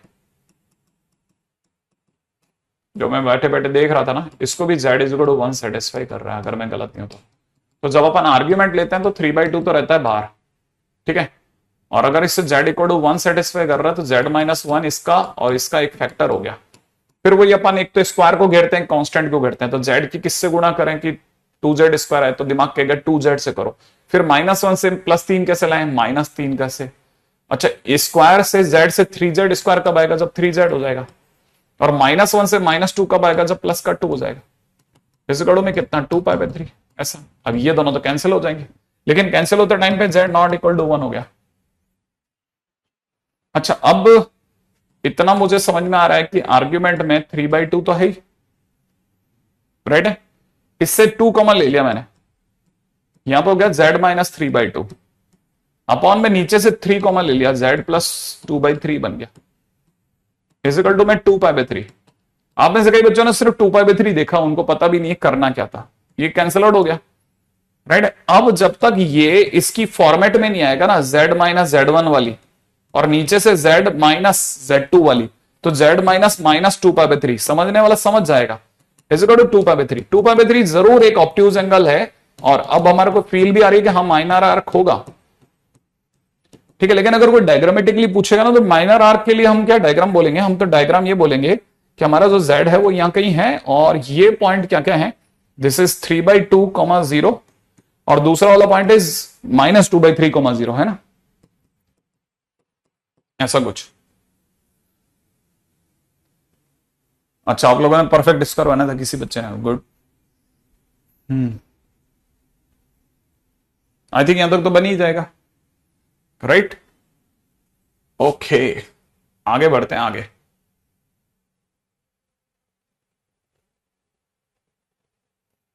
ठीक है, नेक्स्ट पॉइंट पे बात करते हैं। तो ये हमारे से बात निकल पड़ी किसकी, सर्कल की बात। अच्छा, अब सर्कल की बात चली तो मन में एक आता है कहीं कहीं कि सर सर्कल की बात अगर चल गई, मतलब मैं इसको 2 पार्ट्स में करूंगा, सर्कल के ऊपर एक वापस से कहीं और दोबारा जाकर के बात करेंगे। जैसे इक्वेशन ऑफ सर्कल की बात तो बाई चांस निकल गई, ठीक है ना, और फिर वो बात से बात आती गई, इसलिए मैं इस तरफ आ गया। लेकिन बात से बात चल ही रही है, तो मेरे दिमाग में एक आ रहा है कि मैं बेसिक स्ट्रेट लाइन तो डाल ही दूं, basic complex equation, straight line, उस पर भी बात कर ही लेते हैं। और क्या, इसमें कितना दूर है अपन, basic complex equation of straight line पे भी दिमाग लगा देता हूं। जैसे मान लीजिए, जैसे किसी ने कहा स्ट्रेट लाइन की कैसे इक्वेशन होगी ना, तो आप सोचो ना, देखो मैंने अभी आपको क्या सिखाया, मैंने आपको सिखाया था कि x² + y² प्लस में 2gx प्लस में 2fy प्लस में c = 0 अपने आप में इक्वेशन ऑफ सर्कल होती है। हाँ होती है। अगर मैं इसमें से ये वाला हिस्सा हटा दूं, तो जो रिमेनिंग रह गया दैट इज लीनियर इक्वेशन। और अगर ये लीनियर इक्वेशन है तो मैं कह सकता हूं कि ये स्ट्रेट लाइन है, और क्या। और अगर मैं इसे ऐसा कह सकता हूं, तो मुझे पता है ना कि ये g था ही था, 2x को मैंने z + z लिखा था। अच्छा, ये f था ही था, और 2y को अपन ने -z - z लिखा ही था, प्लस में c = 0 है ही। अब c को चाहो तो आप बीटा में बदलना चाहो तो बदल लेना। जैसे अगर आपके मन में आ गया कि नहीं सर इसको बीटा में बदल लेते हैं, बदल लेना। c को बीटा में बदला है, ध्यान रखना, भूलना मत। फिर आप ठीक है, फिर आप z कॉमन ले रहे थे, तो g - iota-f कर दो, प्लस में z कॉमन लेने पर g + iota-f हो जाएगा, और प्लस में एक बीटा चल ही रहा है, इसे आपने a लिख लो, az प्लस में कितना a z प्लस में बीटा = 0। इसका मतलब सर सर्कल की इक्वेशन बस z हटा दो, और क्या, ये इक्वेशन ऑफ लाइन हो गई। हाँ, ये इक्वेशन ऑफ लाइन होगी, इसमें क्या लंबा काम है, खट्टे देने आ जाता है, इसमें कौन सी दूरी है।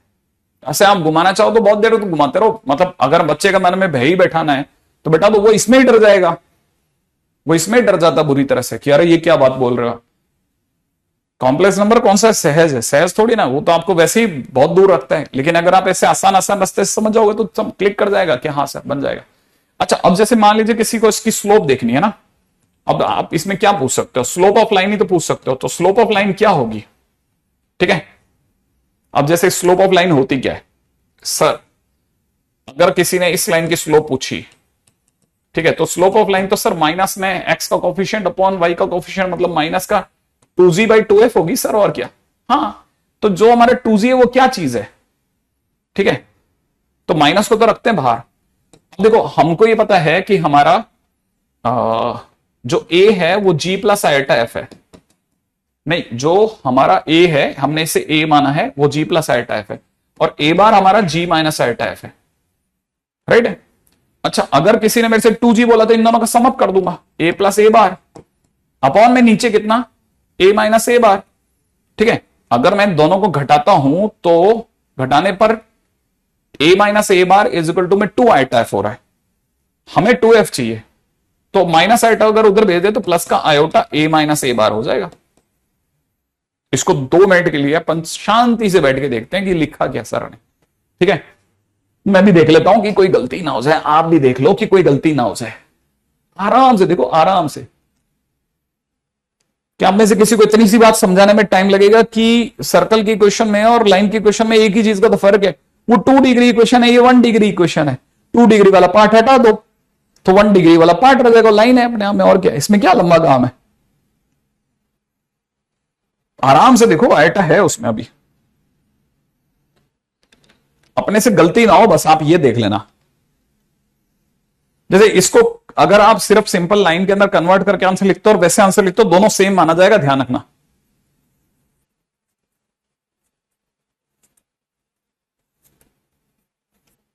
पहले आराम से देख लो कि हाँ ये यहां तक बात सही है क्या, बराबर होगा। आई थिंक कुछ भी ऐसा कोई बहुत मुश्किल काम तो बात तो बोली नहीं अपन ने। ठीक है, यहां तक की बात सही है ना अपना। आयटा क्यों आया, अच्छा प्रज्ञा देख देख, इसमें क्या है बेटा, अपन जब 2f लिख रहे हैं ना नीचे, तो 2f के लिए अपन जब a में से a बार घटाएंगे तो हमारे पास में 2 आयटा f आ रहा है। जब अपन a में से a बार घटा रहे हैं ना तो 2 आयटा f आ रहा है। ठीक है, तो a माइनस a बार बराबर 2 आयटा f, तो 2f बराबर में आयटा नीचे जाएगा डिनोमिनेटर में, तो 1 अपॉन आयटा होगा ना, इसकी वजह से आ रहा है आयटा।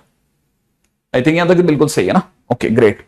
अब यहां तक की बातें अगर अपने को पकड़ में आ गई, ठीक है, तो बेसिक स्लोप ऑफ लाइन में तो मुझे नहीं लगता कि हमने कुछ बहुत ऐसा कुछ तिकड़म लड़ा दी। तिकड़म में तो कुछ नहीं है, इसमें तो बहुत आसान सी बात अपन ने करी है। ठीक है, फिर भी ठीक है, जब इस पे क्वेश्चंस वगैरह भी देख लेते हैं कि भाई स्ट्रेट लाइन के अंदर हमारे पास में और कोई सब छोटू मोटू कोई क्वेश्चन हो तो बताते हैं, देखें। ठीक है, 1 मिनट के लिए कुछ आसान सा कोई क्वेश्चन पड़ा है क्या हमारे पास जिसको आप कर दो। पहले तो मैं सोच रहा हूं कि आपसे लाइन की क्वेश्चन पूछवा लूं, देखें अगर मेरे पास मिल जाए तो बहुत अच्छा लगेगा। ठीक है, हालांकि मैं बहुत दूर निकल आया हूं, अपनी जो थॉट थी मेरी उससे।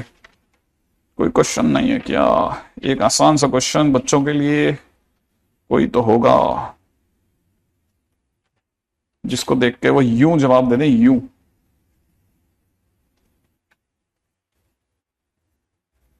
चलो देखते हैं। ठीक है, अच्छा ये ध्यान रखना, a plus a bar a minus a bar. ठीक है, नेक्स्ट पे बात करते हैं। क्या एक क्वेश्चन है मेरे पास में, पहले देखना।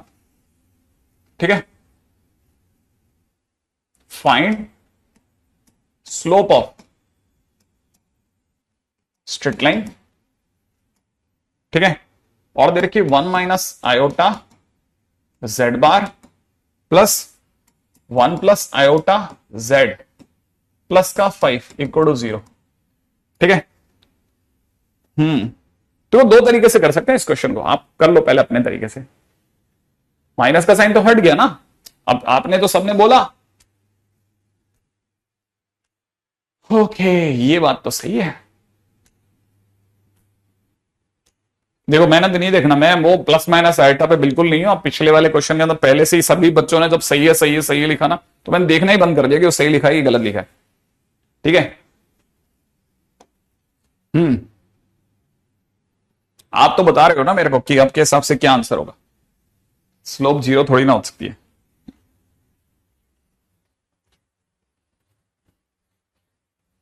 पहले देख लेना भैया, अगर आपको लगता है माइनस का साइन होगा तो मैं माइनस का साइन लगा दूंगा, फिर मेरे को मत बोलना बाद में। आप देखो, आप में से कईयों ने मेरे को सही सही सही बोला है, आपने देखा नहीं है मतलब।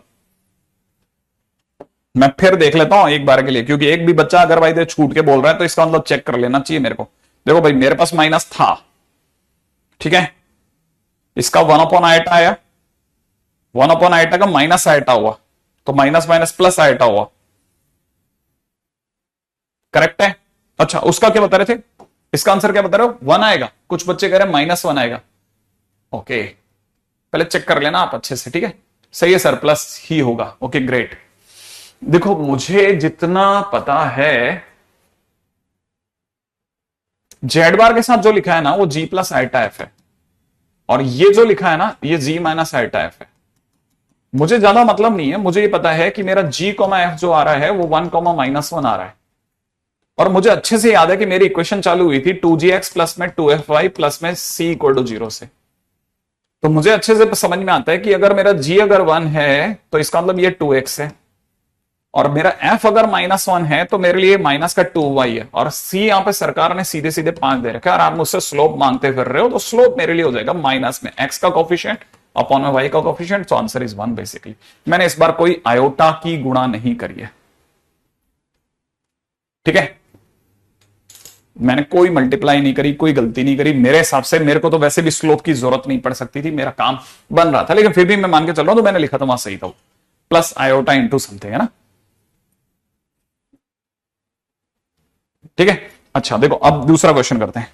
क्वेश्चन में दे रखा है कि अगर मैं आपको बोल रहा हूं कि अल्फा, अरे क्या हुआ, चल नहीं रहे, अगर अल्फा जेड बार प्लस में अल्फा बार जेड प्लस में 1 इक्वल टू 0, और दूसरी तरफ से दे रखा बीटा जेड बार प्लस में बीटा बार जेड प्लस में, प्लस नहीं माइनस में 1 equal to 0 are two perpendicular lines, ठीक है। देन क्वेश्चन में दे रखा है first alpha alpha bar plus beta beta bar equal to 0, second दे रखा है alpha beta bar minus plus में दे रखा है beta alpha bar equal to 0, c alpha alpha bar minus beta beta bar equal to 0, d alpha beta bar minus में beta alpha bar equal to 0।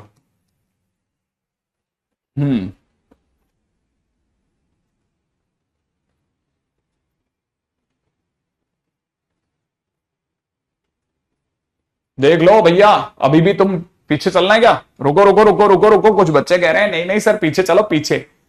मैं देखो 2 मिनट पे बिल्कुल एकदम मस्त होकर के रुक रहा हूं, आप आराम से तय कर लो लास्ट तक कि सर फाइनल क्या करना है अपने को।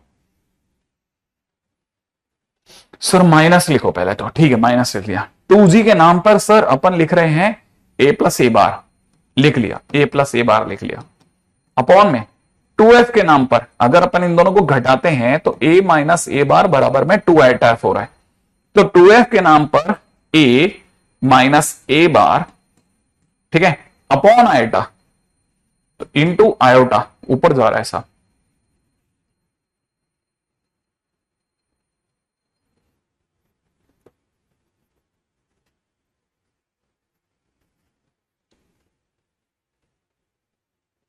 कुछ लोग मेरे को कह रहे थे कि सर हमने जब प्लस आयोटा के अंदर अपना आंसर रखा तो हमारा आंसर -1 आया।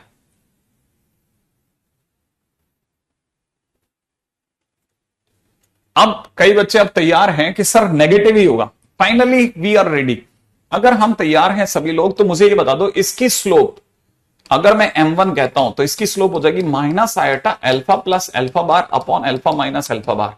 दूसरे वाले की स्लोप हो जाएगी minus iota beta plus beta bar upon beta minus beta bar. और अगर ये सही है तो हमें पता है कि परपेंडिकुलर होने पर m1 into m2 is equal to -1 होगा होगा होगा। अगर ये हो गया तो सर जब भी मैं दोनों की गुणा करूंगा तो इट विल बी -1, दोनों की मल्टीप्लाई मुझे minus minus minus plus iota iota -1 into alpha plus alpha bar upon alpha minus alpha bar into beta plus beta bar upon में beta minus beta bar is equal to -1 दे देगी। और अगर ऐसा हो गया तो सर यहां हो जाएगा अल्फा बीटा प्लस में अल्फा बीटा बार प्लस में अल्फा बार बीटा प्लस में alpha bar beta bar is equal to में हो जाएगा माइनस में अल्फा बीटा और प्लस में हो जाएगा अल्फा बीटा बार, और यहां से हो जाएगा प्लस में अल्फा बार बीटा और यहां हो जाएगा माइनस में अल्फा बार बीटा बार। एग्जैक्टली कुछ कटपिट रहा है सर, ये दोनों कट गए, ओके ये दोनों ऐड हो गए, तो यहां से रह जाएगा अल्फा बीटा प्लस में alpha bar beta bar equal to 0। है क्या कोई ऑप्शन? अल्फा बीटा ओ ओ ओ ओ, कोई आंसर ही नहीं है क्या? सर ये तो आंसर ही नहीं है, मेरे से कुछ गलत हो गया? कहां गलत कर दिया मैंने, कहां गलत कर दिया मैंने, कहां गलत कर दिया? कहां गलत कर दिया? बीटा बीटा बार सही है ना, बीटा प्लस बीटा बार यहां तक सही है। Okay okay okay okay okay, मैं इस जगह से हटा रहा हूं, मेरी चीजों को इस जगह से हटा रहा हूं, यहां से हटा रहा हूं, यहां से। अब रुक करके fast trial, fast trial, fast trial, मेरे से कुछ मिट सही है, गजब। अच्छा देखो, पहले तो सर माइनस माइनस काट, ओ सॉरी, माइनस माइनस काटो सर, माइनस माइनस काट देते हैं। ओके ग्रेट, मैंने माइनस माइनस काट दिया।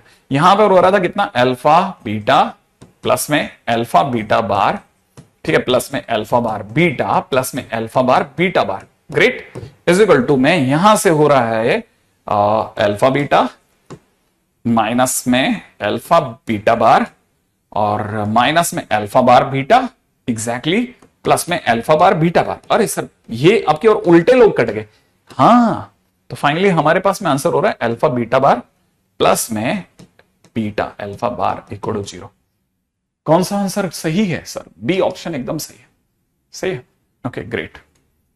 हाँ, वो पिछली बार मेरे को जब मैं वापस मोड़ के जा रहा तब ये रियलाइज हो गया था कि बेटा तुमने माइनस छोड़ दिया, उसने तुम्हें नहीं छोड़ा, माइनस तुम्हारे लिए प्रॉब्लम बन गया। ठीक है, आंसर इज बी बेसिकली। तो देखो, ये तो मुझे नहीं लगा कि ऐसा कोई बहुत तकलीफ दे सिचुएशन वाली बात हो गई कहीं, इतना तो मतलब अपन अब कर सकते हैं। फिर भी मैं आपको यही कहूंगा कि दो तीन चीजों का और ख्याल रखना है ना, दो तीन चीजों का और ख्याल रखना, ठीक है। अरे मैंने माइनस माइनस काटा नहीं था ना, तो काटे बगैर ही जब मैंने उड़ा दिया, फिर भी मन में जब मैं देख रहा था तो मेरे को हंसी है, मैंने कहा क्या बढ़िया काम करा तुमने। अच्छा, अब मैं आपको एक और बात बताता हूं, है ना, एक और चीज भी होती है, इसी का बी पार्ट है ना, parametric equation of straight line. ठीक है, parametric equation of straight line, ये क्या चीज होती है ना, ये बहुत सिंपल है। ठीक है, जैसे सपोज करो कोई लाइन अपने आप में Z1 से गुजरी, ठीक है, कोई लाइन है जो Z1 से गुजर रही है, ठीक है, और मतलब अब आपको कैसे इसको क्लिक करा जाए, यू समझिए कि कोई लाइन Z से गुजर रही है और Z के पैरेलल है। मतलब अब आपको ऐसे क्लिक करा सकता हूं, अगर आप ध्यान से देखोगे तो याद आएगा। मैं आपसे उल्टा क्वेश्चन पूछता हूं, कोई लाइन जो A वेक्टर से गुजर रही है और B वेक्टर के पैरेलल है, कोई लाइन जो A वेक्टर से गुजर रही है और B वेक्टर के पैरेलल है, तो आप मुझे कहोगे सर उसे लिखेंगे कैसे? उसे ऐसे लिखेंगे, R vector is equal to में जिससे गुजरी fix point plus lambda into में जिसके पैरेलल है उसकी सर उसका dr ले लेंगे।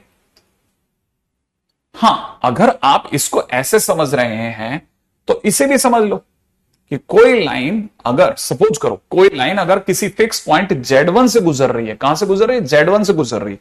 कोई लाइन किसी फिक्स पॉइंट Z1 से गुजर रही है, राइट है, या यू समझ सकते हैं Z1 Z2 से गुजर रही है, ऐसा भी कह सकता हूं, मेरे को उसमें भी कोई एतराज नहीं है। दो पॉइंट अगर मिल जाएंगे तो शायद आप थोड़ा आसानी से समझोगे। जैसे कोई लाइन Z1 Z2 से गुजर रही है, दो फिक्स पॉइंट से गुजर रही है, तो हम उसे कैसे गिनेंगे? हम उसे गिनेंगे कि line is Z, fix point के नाम पे कोई भी एक Z1 ले लेंगे, प्लस में लैम्डा, ठीक है ना, इनटू में, अब जब मैं इनकी स्लोप लूंगा तो कैसे लूंगा? इनकी स्लोप के लिए मैं लिखूंगा Z2 माइनस Z1, राइट है, अगर वो इस साइड ले रहा हूं तो, ठीक है, तो Z is equal to with this one, तो हमारे लिए इक्वेशन ऑफ दिस ये बन जाएगा। अच्छा सर, इसमें Z का है, अब आप इसको अगर देखना चाहें तो बिल्कुल वेक्टर की तरह से, बिल्कुल वेक्टर की तरह से Z यहां है, ठीक है। अगर हम देखोगे ना तो देखो, अब मैं यहां से इसको अगर बाय द वे इस पॉइंट को A नाम देता हूं, इसको अगर B नाम देता हूं, और ये क्योंकि एक वेरिएबल पॉइंट है जिससे नाम देता हूं R, जिसको ये याद होगा उसको ये भी याद होगा कि हम कुछ ऐसा देखते थे। अब यहां पर अगर देखूंगा तो मेरे को दिखता AR वेक्टर जो है, ठीक है, that is parallel to AB vector, ठीक है, AR vector is parallel to AB vector. तो जब मैं AR वेक्टर बोलूंगा तो मैं बोलूंगा Z1 minus Z, Z1 minus Z, है ना, AR माइनस है उल्टा, सॉरी, ठीक है। जब मैं AR बोलूंगा तो कैसे सोचूंगा कि AR का मतलब हो जाएगा R माइनस A, ठीक है, R माइनस A, तो Z माइनस Z1, ठीक है, Z minus Z1 is parallel to, ठीक है, Z2 माइनस Z1, ऐसा बोल सकता हूं ना मैं।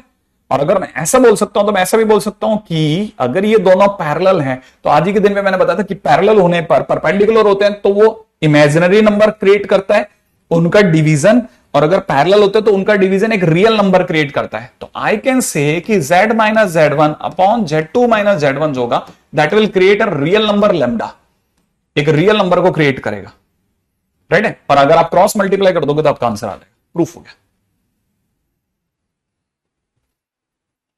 यही चीज प्रूफ हो गई, ठीक है। आई एक्सपेक्ट कि आप में से कई लोगों को ये बात पकड़ में आई। अब हाँ, वेक्टर 2D सबका मिक्सचर है, ये बड़ा प्यारा सा इधर उधर घूमती घूमती चीज है ये, दोनों तरफ जाता है ये मामला, दोनों तरफ चला जाता है, ठीक है। सी L1 परपेंडिकुलर टू L2, तो slope of L1 plus slope of L2 equal to 0, याद रखना। L1 और L2 अगर परपेंडिकुलर है तो स्लोप ऑफ L1 प्लस में slope of L2 equal to 0 होगा, और अगर दोनों पैरेलल होंगे तो स्लोप ऑफ L1 पैरेलल होंगे, ठीक है, तो slope of L1 minus slope of L2 equal to 0 हो जाएगा, slope of L2 equal to 0 हो जाएगा। कुछ भी नहीं है ऐसा, इसमें से कुछ भी काम का नहीं है, एक दाने का काम का नहीं है, सिर्फ ठीक है।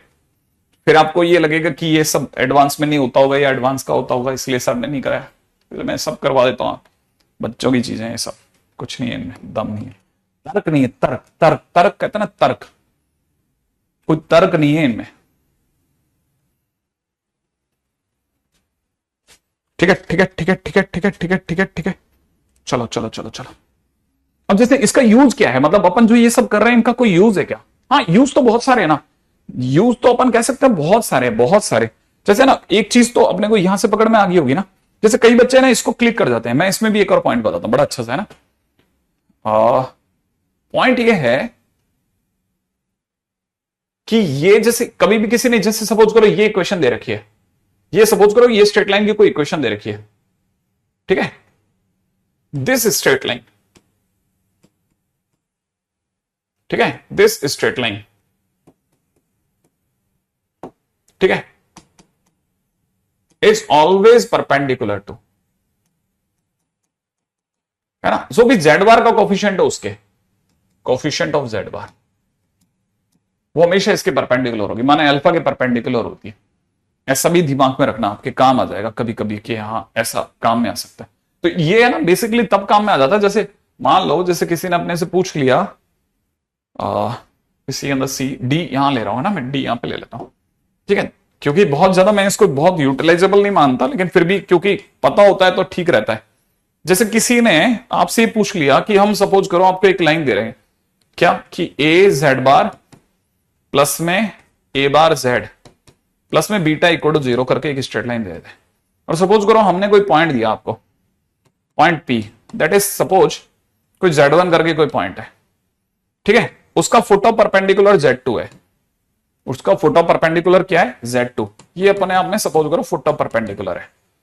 तो हमसे कोई पूछे कि भाई फुट ऑफ परपेंडिकुलर क्या होगा, माने z2 का वैल्यू क्या होगा, तो z2 का वैल्यू क्या होगा ना, मतलब अब अपने को पता है यहां 90 डिग्री बन गया, 90 डिग्री बनते ही आप दो तरीके से खेल सकते हैं, या तो पूरा पूरा रोटेशन मारो, या फिर स्लोप ऑफ L1 और स्लोप ऑफ L2 का सम 0 कर दो। अब यहां समझदारी से देखना जरूरी है आपका, ठीक है ना। मैं इसको कैसे देख पा रहा हूं, मैं इसको ऐसे देख पा रहा हूं कि अगर मैं इसकी बात करता हूं तो मैं यहां लिखूंगा Z1 ना, मैं इस साइड से जाता हुआ देख रहा हूं ना, तो मैं इसे देख रहा हूं Z1 minus Z2 upon Z1 बार माइनस Z2 बार प्लस, अगर मैं इसकी स्लोप की बात करता हूं तो ये वाली जो स्लोप है ना, तो मेरे लिए यहां से आ जाएगा A अपॉन में A बार इक्वल टू 0, बात खत्म।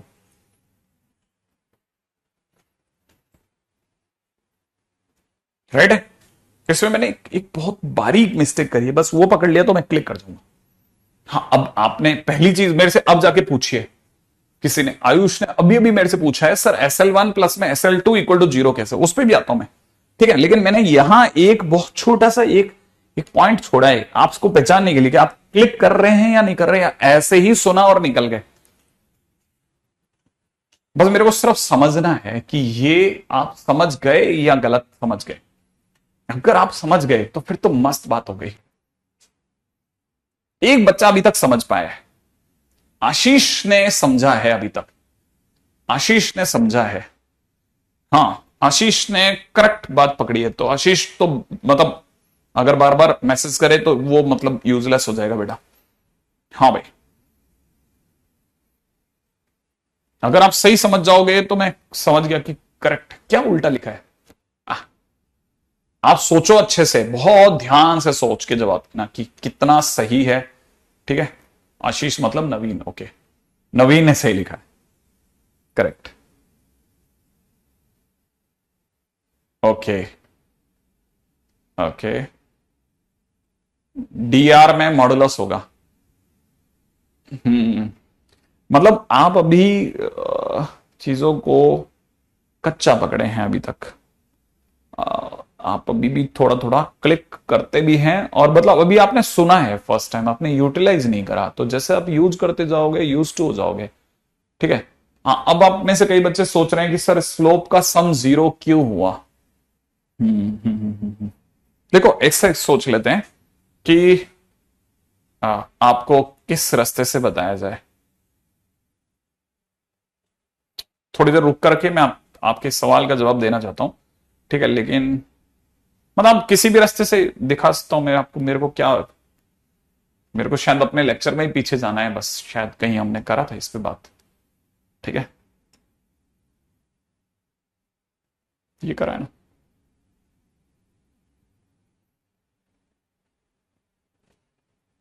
ये करा तो है। अब जैसे ये लिखा था जब मैंने देखा था हमने। अब जैसे कई बच्चे कह रहे हैं कि सर नीचे मॉडुलस होना चाहिए।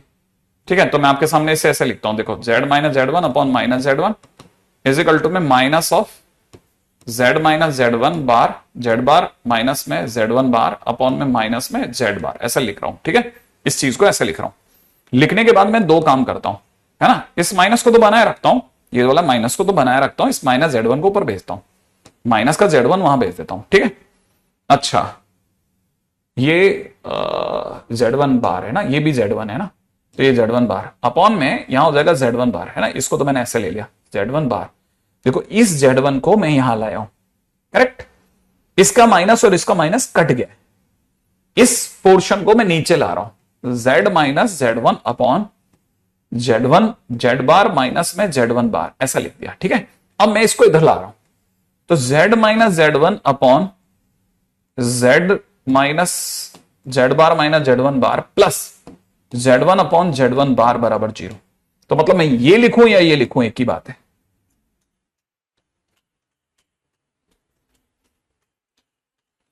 पहले ये देख लो आप, ये देखा आपने, ये वाला क्या, ये दोनों ये वाला ये और ये नीचे वाला सेम नहीं क्या? ये दोनों सेम ही तो हैं, ये दोनों ये और ये सेम ही तो हैं, और क्या डिफरेंस क्या दोनों में?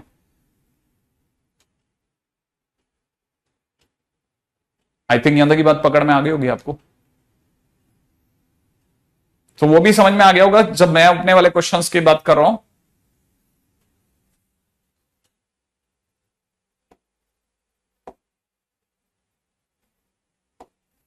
आपको क्या है ना, एक्चुअल में क्या समझ में आया है, बट वो डाइजेस्ट होकर के और उसका रूटीन बनने में समय लगेगा। अभी आपको डाइजेस्ट होकर रूटीन बनने में समय लगेगा। मैं बहुत सारी, क्योंकि बहुत सारी बातें ना थोड़ा क्विक क्विक क्विक क्विक निकलती हैं, तो क्लिक करता है कि हाँ छोटा सा, फिर तो कोई मिस्टेक नहीं है सर। अगर आपको लगता है कोई मिस्टेक नहीं है तो आप बिल्कुल सही है, इसमें कोई मिस्टेक नहीं है, बिल्कुल सही है, इसमें कोई मिस्टेक नहीं है, इसमें कोई मिस्टेक नहीं है, बिलीव मी। ठीक है, अच्छा अच्छा, अब आप में से कई लोगों को ये समझ में आ गया प्लस होने पर परपेंडिकुलर होता है, प्लस होने पे परपेंडिकुलर होता है। आई थिंक ये वाली बात भी पकड़ में आ गई, प्लस होने पे परपेंडिकुलर होता है। मुझे लगा था, मैं पता है जब ये लिख रहा था ना, तो मुझे लगा मैं दोबारा लिख रहा हूं, इसको मत लिख। मेरा दिमाग कह रहा था कि तू इसको बता चुका है ऑलरेडी, मत लिख। ठीक है ना। अब आप कार्टेशियन में खेलो या किसी में खेलो, आप तो बस हमारे क्वेश्चंस का आंसर देते रहना, और हम बहुत खुश रहेंगे कि हमको आता है। आपको आता है वो तभी आएगा, ध्यान रखना, जब आप चीजों को याद रखेंगे, याद कि मैंने जो बताया उसको समझ के चलना है। बस समझ समझ के क्वेश्चंस को करते जाना। जैसे जैसे आप क्वेश्चन करते जाओगे आपको क्लिक करता जाएगा कि हाँ सर ये चीज मैच कर गई, राइट है। अब नॉर्मलाइज करता हूं, मेरे को बहुत देर हो गई, मैं बहुत, है ना, ओजोन लेयर के आसपास चला गया था। ठीक है, वापस आते हैं नॉर्मल। क्वेश्चंस की दुनिया में। ठीक है, क्वेश्चन में दे रखा है vertices of right isosceles triangle, right isosceles triangle at Z2।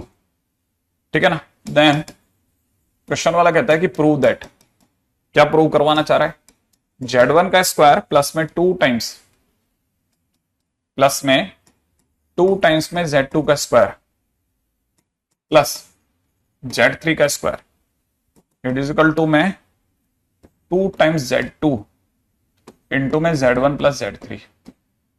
ये मुझे प्रूव करना है कि अगर ये राइट आइसोसेलेस ट्राइंगल है तो मुझे ये प्रूव करना है। ठीक है, मैं आपसे बहुत सिंपल सी बात कर रहा हूं, ये नहीं बिल्कुल भी इंपॉर्टेंट नहीं है, ये जरूर इंपॉर्टेंट है जिसपे मैं अब आया हूं। इसके क्वेश्चन जिस पे आते हैं क्वेश्चन उसको देखो, सच्चाई से बता रहा हूं, इस पे क्वेश्चन आते हैं। ठीक है, ना स्ट्रेट लाइन पे उतने अच्छे क्वेश्चंस बनते हैं, ना सर्कल पे उतने अच्छे क्वेश्चंस बनते हैं, ना लाइंस के परपेंडिकुलरिटी पे अच्छे क्वेश्चंस बने हैं आज तक, ना एडवांस में ना मेंस में, किसी में नहीं अच्छे क्वेश्चन बने। जहां नहीं है वहां पे मना कर रहा हूं साफ साफ। तो पिछले आधे घंटे पौन घंटे से हम जो दिमागी एक्सरसाइज कर रहे हैं सिर्फ और सिर्फ दिखावे के अच्छे क्वेश्चंस बनाने के लिए, आपकी एक्सरसाइज 3 या सब्जेक्टिव के अच्छे क्वेश्चंस बनाने में काम आती है। ठीक है ना, ये एडवांस में भी नहीं पूछ रहे वो लोग और ना ही मेंस में पूछ रहे हैं। तो देखो सच्चाई की बात यही है। हाँ भाई, क्वेश्चन में पहला क्वेश्चन, आपका क्या काम है, अब आप मेरे से काम मिला के खेलो। पहला काम, राइट आइसोसेलेस ट्राइंगल बना लो Z2 पर, राइट आइसोसेलेस ट्राइंगल बना लो Z2 पर, Z1 Z2 Z3 मार्क कर दो, मार्क कर दो, मार्क कर दो बस। ठीक है, बस आप सिर्फ एक काम करो, उसे मार्क कर दो। अब अपन जो खेल रहे हैं सिर्फ और सिर्फ क्वेश्चंस की दुनिया के लिए खेलेंगे। अब आप आ जाओ जिससे हमारे क्वेश्चंस बनेंगे पक्का। आपने ट्रायंगल बना लिया, जैसे हो जाए आप ट्रायंगल बनाते ही हाँ भरना, तब तक क्योंकि आपके मेरे बीच में 30 सेकंड का गैप होता है, मैं भी अपना ट्रायंगल बना रहा हूं। मेरा ट्रायंगल बॉस ये रहा, राइट है। अच्छा, आइसोसेलेस है, ये साइड और ये साइड मैंने बराबर कर दी है, इस पे Z2 लिख दिया है। यहां पे अपन Z1 लिख दें, यहां पे अपन Z3 लिख देते हैं, कोई फर्क नहीं पड़ता, Z1 Z3 मेरा आपका उल्टा हो। कर लिया। करने के बाद में मुझे अच्छे से पता है इसका वेक्टर बोलो, इसका वेक्टर सोच लो, इसका वेक्टर सोचो। इसका वेक्टर आप बोलोगे Z1 minus Z2 upon modulus में Z1 Z2, Z1 minus Z2, इसका यूनिट वेक्टर बन गया। ठीक है ना। अच्छा, इसका यूनिट वेक्टर सोच लो, याद है ना, इसका यूनिट वेक्टर क्या होगा दोस्तों, Z3 माइनस Z2 अपॉन में कितना, मॉडुलस में Z3 माइनस Z2। अच्छा, आपको पता है क्या ये दूरी और ये दूरी बराबर है, क्या ये साइड बराबर है। अच्छा, दूसरी बात, ये इसको मतलब अगर मुझे इससे पाना है, जिसको पाना है, तो मेरे को नीचे वाले को 90 घुमाना पड़ेगा, एंटी क्लॉकवाइज घूम रहा है, तो मैं इसको किसको घुमा रहा हूं, Z2 माइनस Z1 को घुमा रहा हूं। जिसको घुमा रहा हूं उसकी साइड पर e की पावर आयोटा पाई बाय 2 कर रहा हूं, कर दूं, उसकी साइड पे e की पावर आयोटा पाई बाय 2 से गुणा कर दी, क्योंकि मैं इसको घुमा रहा हूं ना Z2 Z1 को, तो मैं इसको घुमाऊंगा तो मैं इसको मल्टीप्लाई कर दूं, कर दूं। अच्छा, ये दोनों साइड तो बराबर है, तो ये कट गए, इक्वल है ना, लंबाइयां इक्वल है तो कट गए। अच्छा, इसे आयटा बोलते हैं, तो इसको दुनिया वाला ने बोला कि अब पढ़ने में आ रहा है दुनिया वालों को कि Z3 minus Z2 is equal to Z1 minus Z2 into iota. ठीक है, इंटू कितना, आयोटा, राइट। और अब आप स्क्वायरिंग कर देना, जैसे आप स्क्वायरिंग करोगे रिजल्ट आ जाएगा,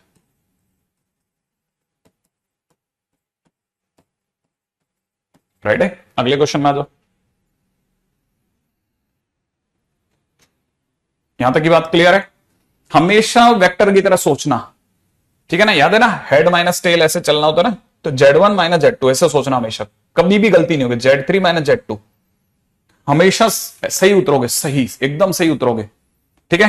अच्छा, यहां तक की बात होगी। अगले क्वेश्चन में आ जाओ, नेक्स्ट क्वेश्चन करते हैं, राइट है। क्वेश्चन में दे रखा है बेटा, बहुत प्यार से सुनना अगले क्वेश्चन को। क्वेश्चन में दे रखा है Z1 Z2 Z3 are vertices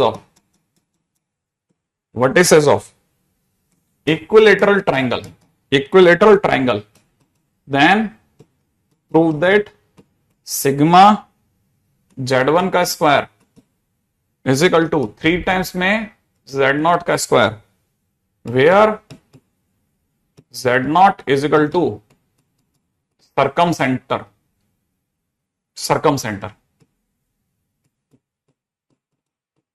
ठीक है, फटाफट से आ जाओ, where Z0 is equal to,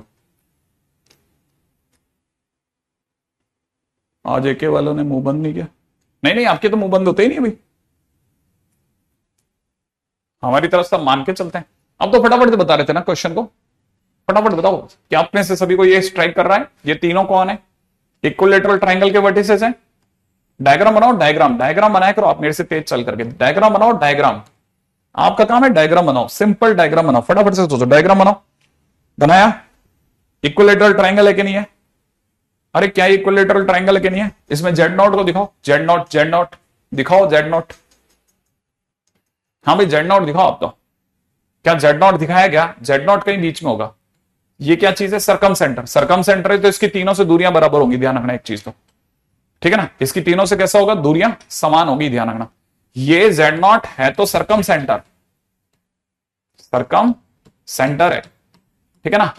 but लिख लेना, बट इक्विलैटरल ट्रायंगल है, ठीक है, तो सेंट्रॉइड भी है, सेंट्रॉइड भी है, ये लिख लो आप फटाफट से। सरकम सेंटर है बट ये क्या है? सेंट्रॉइड भी है। अगर सेंट्रॉइड है तो अपन कह सकते हैं ना कि जेड नॉट बराबर में क्या होगा? Z1 plus Z2 plus Z3/3 होगा। होगा कि नहीं होगा? होगा। अगर होगा तो आपकी तरह से मैं इसको लिखता हूं 3Z0 इज इक्वल टू में कितना? Z1 plus Z2 plus Z3। ऐसा लिख सकता हूं कि नहीं लिख सकता हूं? फटाफट फटाफट सोचो आपकी। हाँ सर ये सही, ये सही, ये सही, ये सही, ये सही, ठीक है। अब आपने से जिन बच्चों ने यहां तक लिख लिया, ठीक है, वो आगे बताते चलना। यहां तक कोई इश्यू आ रहा हो तो बताओ।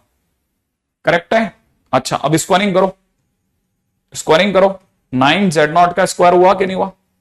अब इसकी स्क्वायरिंग करो, इसकी स्क्वायरिंग करो। देखो एक सिग्मा Z1 का स्क्वायर आ रहा है कि नहीं आ रहा? प्लस में देखो 2 टाइम्स में सिग्मा Z1 Z2 आ रहा है कि नहीं आ रहा? सोचो जल्दी से, ये बात समझ में आई? स्क्वायरिंग करने पे इस साइड पे ही आएगा। अच्छा अब ये भी सोचो कि इक्विलैटरल ट्रायंगल है तो एक और खास बात भी थी, मैंने सिखाया था इक्विलैटरल ट्रायंगल में सिग्मा Z1 का स्क्वायर बराबर में, सिखाया होगा, याद करो। इक्वल टू कितना होता है? Z1 Z2 प्लस में Z2 Z3, सिखाया था कि नहीं सिखाया था? तो उसको अपन क्या लिखते थे छोटे में कि that is equal to sigma Z1 Z2 लिख सकते हैं कि नहीं? तो मैं इसकी जगह पर सिग्मा Z1 स्क्वायर को सिग्मा Z1 स्क्वायर लिख रहा हूं, इसकी जगह पर 2 टाइम्स सिग्मा Z1 का स्क्वायर लिख रहा हूं। तो आप में से अगर किसी को ऐतराज नहीं हो तो ये लिखा हुआ है 3 टाइम्स में 3 टाइम्स Z1 का स्क्वायर का सिग्मा माने Z1 square, Z2 square, Z3 का स्क्वायर। जल्दी जल्दी सोचो, क्या मैं इस 3 से ये 9 काट सकता हूं? सोचो काट सकते हैं कि नहीं काट सकते? काट सकते हैं तो हमारा आंसर क्या आएगा फाइनली बोलो? Z1 का स्क्वायर प्लस में Z2 का स्क्वायर प्लस में Z3 का स्क्वायर इज इक्वल टू कितना? 3Z0 का स्क्वायर। ध्यान रखना काम की चीज है, रिजल्ट है, बहुत काम का रिजल्ट है। Done, very good very good very good very good. हाँ मैंने आपको आज की स्टार्टिंग लेक्चर में ही रिकॉल करवा दिया था, ठीक है। इसी पे बनने वाला अगला क्वेश्चन है Z1 Z2 Z3 से लेकर के Z6 are vertices of regular hexagon, regular hexagon, ठीक है, विद सेंटर Z0, ठीक है। फाइंड लैम्डा इफ, ठीक है, सिग्मा ZK का स्क्वायर, K की वैल्यू 1 से लेकर के 6 तक इज इक्वल टू में लैम्डा Z0 का स्क्वायर, इज इक्वल टू में लैम्डा Z0 का स्क्वायर। Z1 बराबर Z2 कैसे? कहां लिख दिया हमने Z1 बराबर Z2?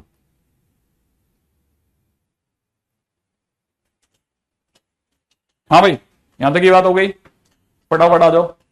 आपका क्या काम है? सबसे आसान काम, हेक्सागन बना लो, उस पर Z1 Z2 Z3 से लेकर Z6 तक मार्क कर दो, फटाफट क्वेश्चन से कनेक्ट हो। एक डायग्राम बनाओ, बनाओ बनाओ बनाओ फटाफट से, रेगुलर हेक्सागन बनाओ, उसमें एक सेंटर दिखाओ, Z0 दिखाओ। दिखा लिया? मिला ले। देखो धीरे चल रहे हो तो आपकी इच्छा, फास्ट चल रहे हो तो आपकी बराबर इच्छा, सही है। मेरा तो कुछ हद तक ऐसा कुछ बन गया, काम चलो बना लिया। नाम रख लेते हैं Z1 Z2 Z3 Z4 Z5 Z6, यही तो होगा। बीच में सेंटर ले लेंगे। आपको याद दिलाना चाहूंगा कि कहीं ये इस तरह की बातें हम लोगों ने ऑलरेडी कर रखी हैं कि अगर बाय द वे हम इन 3 को मिलाते हैं तो ये इक्विलैटरल ट्रायंगल क्रिएट करता है हर बार। ये एक इक्विलैटरल ट्रायंगल क्रिएट करेगा अगर मैं ऑड ऑड को मिलाऊंगा तो, Z1 Z3 Z5 को मिलाऊंगा तो इक्विलैटरल ट्रायंगल क्रिएट करेगा। और जो इसका सेंटर Z0 होगा वो इसका सरकम सेंटर भी होगा। और अगर सरकम सेंटर होगा तो पिछले क्वेश्चन से, ठीक है ना, प्रीवियस क्वेश्चन यूज कर रहा हूं, प्रीवियस क्वेश्चन से मैं यहां पे कह सकता हूं 3 टाइम्स में Z0 का square is equal to Z1 square plus में Z3 का स्क्वायर प्लस में Z5 का स्क्वायर होगा। सही बात है। अच्छा, इसी तरह से अगर बाय द वे मैंने दूसरे को मिलाया होता, इवन इवन वालों को मिलाया होता, राइट है, तो मुझे एक और मिल रहा था, राइट, मुझे Z4 से भी कुछ क्लिक कर रहा है, राइट, और वो मुझे क्या क्लिक कर रहा है, मुझे यहां से क्लिक कर रहा है कि 3 टाइम्स में Z0 का स्क्वायर इज इक्वल टू में Z2 का स्क्वायर प्लस में Z4 का स्क्वायर प्लस में Z6 का स्क्वायर होगा। और जैसे ही मैं दोनों को समाप्त करूंगा, इट इज 6 Z0 का स्क्वायर इज इक्वल टू में सिग्मा Z1 का स्क्वायर या ZK का square, K is equal to 1 से लेकर के 6 तक। प्रूफ हो गया। आई थिंक यहां तक की बात तो पकड़ में आ जाती है। ठीक है, यहां तक की बात तो पकड़ में आ गई ना। ये बिल्कुल बेसिक क्वेश्चंस हैं सारे के सारे, इसमें कोई दम वाली बात नहीं है, लेकिन इस तरह के क्वेश्चंस वो बहुत अच्छे जानता है कि इस चैप्टर का भय है बच्चे को, तो वो इसका यूटिलाइजेशन करता है। राइट है, क्वेश्चन में दे रखा है एक इक्विलेटरल ट्रायंगल दिया है। क्या दे रखा है, फटाफट से लिख लो, इक्विलेटरल ट्रायंगल। इसका नाम Z1, इसका नाम Z2, इसका नाम Z3। राइट है, बीच में कहीं सेंट्रॉइड दे रखा है Z0 और यहां दे रखा है 1 - 2 आइटा। ठीक है, ऊपर दे रखा है 2 + आइटा। ठीक है, फटाफट से एक और स्क्वायर बनाओ, लिख लेना स्क्वायर। ठीक है, यहां पे दे रखा है Z1, यहां दे रखा है Z2, यहां दे रखा है Z3, यहां दे रखा है Z4, है ना। बना लिया। स्क्वायर के अंदर दे रखा है Z1, Z3, Z4 are vertices of the square. ठीक है, सेंटर दे रखा है, इसका सेंटर दे रखा है Z0, मैं यहां सेंटर भी डाल रहा हूं Z0। ठीक है, ये इसको इससे मिला रहा हूं, ऐसे मिला रहा हूं, ये भी मिला देता हूं। ठीक है, अच्छा ये क्या कह रहा है, Z0 having centre at Z0। ठीक है, फाइंड, क्वेश्चन में बोल रहा है कि वैल्यू ऑफ, ठीक है, find value of Z1 - Z0 का होल स्क्वायर, प्लस में दे रखा है Z2 - Z0 का होल स्क्वायर, प्लस में दे रखा है Z3 - Z0 का होल स्क्वायर, प्लस में दे रखा है Z4 - Z0 का होल स्क्वायर। राइट है, is equal to question mark. देखिएगा इस तरह के क्वेश्चन आ सकते हैं बड़े प्यार से, इसमें इस क्वेश्चन में कोई परेशानी नहीं है। ठीक है, ऐसा दे रखा है और इनमें से किसी की भी वैल्यू नहीं दे रखी। राइट, फटाफट से देखिएगा इस क्वेश्चन को। देखना, पहले मैं लास्ट वाला क्वेश्चन की बात करता हूं। आप अगर समझ जाओगे तो आपको क्लिक कर जाएगा कि हाँ सर ये तो शायद हो जाएगा, ये वाला क्वेश्चन तो अपन कर लेंगे। राइट, देख के जवाब देना, आराम से देखना। पहले यहां तक देख लिया, क्वेश्चन के अंदर यही पूछा है ना अपने से। ठीक है, अच्छा अब देखो साहब, मैं पहले बात करता हूं इस लाइन की जिसको मैं येलो कर रहा हूं। राइट, इस लाइन की बात कर रहा हूं। इस लाइन का नाम है Z2 - Z0। अच्छा, अब मैं दूसरी लाइन की बात कर रहा हूं जिसको मैंने लाइट येलो करा है। राइट, इस लाइन का नाम है Z1 - Z0। देख लिया। अगर मैं इस लाइट येलो लाइन को 90 डिग्री घुमाता हूं, क्योंकि स्क्वायर के अंदर ये 90 डिग्री घुमा के दूसरे पे आ जाऊंगा, तो मैं अगर इससे 90 डिग्री घुमाता हूं तो इससे पालूंगा। जिसको भी 90 डिग्री घुमाया जाता है उसके अंदर e की पावर आयोटा π/2 की गुणा करते हैं, माने आयोटा की गुणा करते हैं। बार बार बच्चों ने बोला है। इसका मतलब अगर मुझे इसे पाना है तो जिसको मैं घुमा रहा हूं उसको आयोटा से गुणा करो, आगे आ जाओगे। तो Z1 - Z0 को अगर मैं आयोटा से गुणा कर दूं तो मेरे पास Z2 - Z0 आ जाएगा। सुनना, अच्छा अगर सर ये वाली लाइन, जो दूसरी वाली लाइन ना, तीसरी लाइन, ठीक है, इसको अपन करते हैं किसी और कलर से, इसको करते हैं अपन व्हाइट। ठीक है, तो मैं यहां से देख पा रहा हूं कि Z3 - Z0 अगर मुझे पाना है तो इसका मतलब मुझे Z1 - Z0 को समझना, कोशिश करना, Z1 - Z0 को आयोटा, ये तो आयोटा है ही, यहां तो घुमाता हो तो आयोटा, और आगे घुमाता हो तो और आयोटा, आयोटा स्क्वायर से गुणा करनी है। आयोटा स्क्वायर से गुणा करनी है, हाँ आयोटा स्क्वायर से गुणा करनी है भाई। 90 पे आयोटा और घुमाया तो एक और आयोटा। अच्छा, तो फिर तो सर आप ये कह दोगे कि Z4 - Z0 अगर आपको चाहिए तो आपको Z1 - Z0 की आयोटा आयोटा आयोटा माने आयोटा क्यूब से गुणा करनी होगी आपको। कह सकता हूं, बिल्कुल कर सकता हूं। और अगर सर ये वाली बात सही है तो जो आप हमसे मांग रहे हैं उसमें आपको Z1 - Z0 तो दिख ही रहा है स्क्वायर में, और यहां पास वाले को तो इसको तो आपने बदल दिया, किसमें, Z1 - Z0 है ना, को आपने इसमें बदल दिया, तो इसका स्क्वायर इंटू आयोटा का स्क्वायर, और प्लस में पास वाले को आपने लिख दिया Z1 - Z0 का स्क्वायर और आइटा स्क्वायर का स्क्वायर माइनस आइटा की पावर 4 और इसको घुमा दिया z1 माइनस जेड नॉट का स्क्वायर इंटू आइटा की पावर 6। तो इसका मतलब आप तो sir z1 minus z not का स्क्वायर कॉमन खींच लोगे किसी दिन और यहाँ पे 1 प्लस आइटा स्क्वायर आइटा की पावर 4 प्लस आइटा की पावर 6 रह जाएगा सर। हाँ तो ये तो हो जाएगा 1। अच्छा और ये हो जाएगा -1, फिर पास वाला फिर 1, ये पास वाला -1। अरे सर ये तो 0 हो जाएगा। क्या आप में से सभी को ये बात समझ में आ गई कि अरे सर ये तो मस्त क्वेश्चन है। हाँ तो अच्छा सर ये तो फिर तो ये वाली लाइन जो है इसे तो आप z1 माइनस जेड नॉट बोलोगे। हाँ इसको मैं z1 माइनस जेड नॉट बोलूंगा। और ये वाली लाइन जो होगी तो सर इसे तो आप z2 माइनस जेड नॉट बोलोगे। हाँ बोलूंगा। और सर ये वाला एंगल तो सर 2π/3 होता है ना इसमें। हाँ तो इसे मैं लिखूंगा इनटू, देखो जिसको घुमाया वो ये है, जिसको घुमा रहा हूं उसकी गुणा होती है, तो जिसको घुमा रहा हूं उसकी गुणा करूंगा। तो इस साइड गुणा नहीं कर रहा मैं, इस साइड गुणा नहीं करूंगा मैं, है ना, मैं मल्टीप्लाई करूंगा इस साइड पर e की पावर आयोटा 2π/3 इससे गुणा कर दूंगा। सर e की पावर आयोटा 2/3 तो cos 2π/3 होता होगा ना। हाँ प्लस में आयोटा sin 2π/3 ऐसा कह सकते हैं अपन।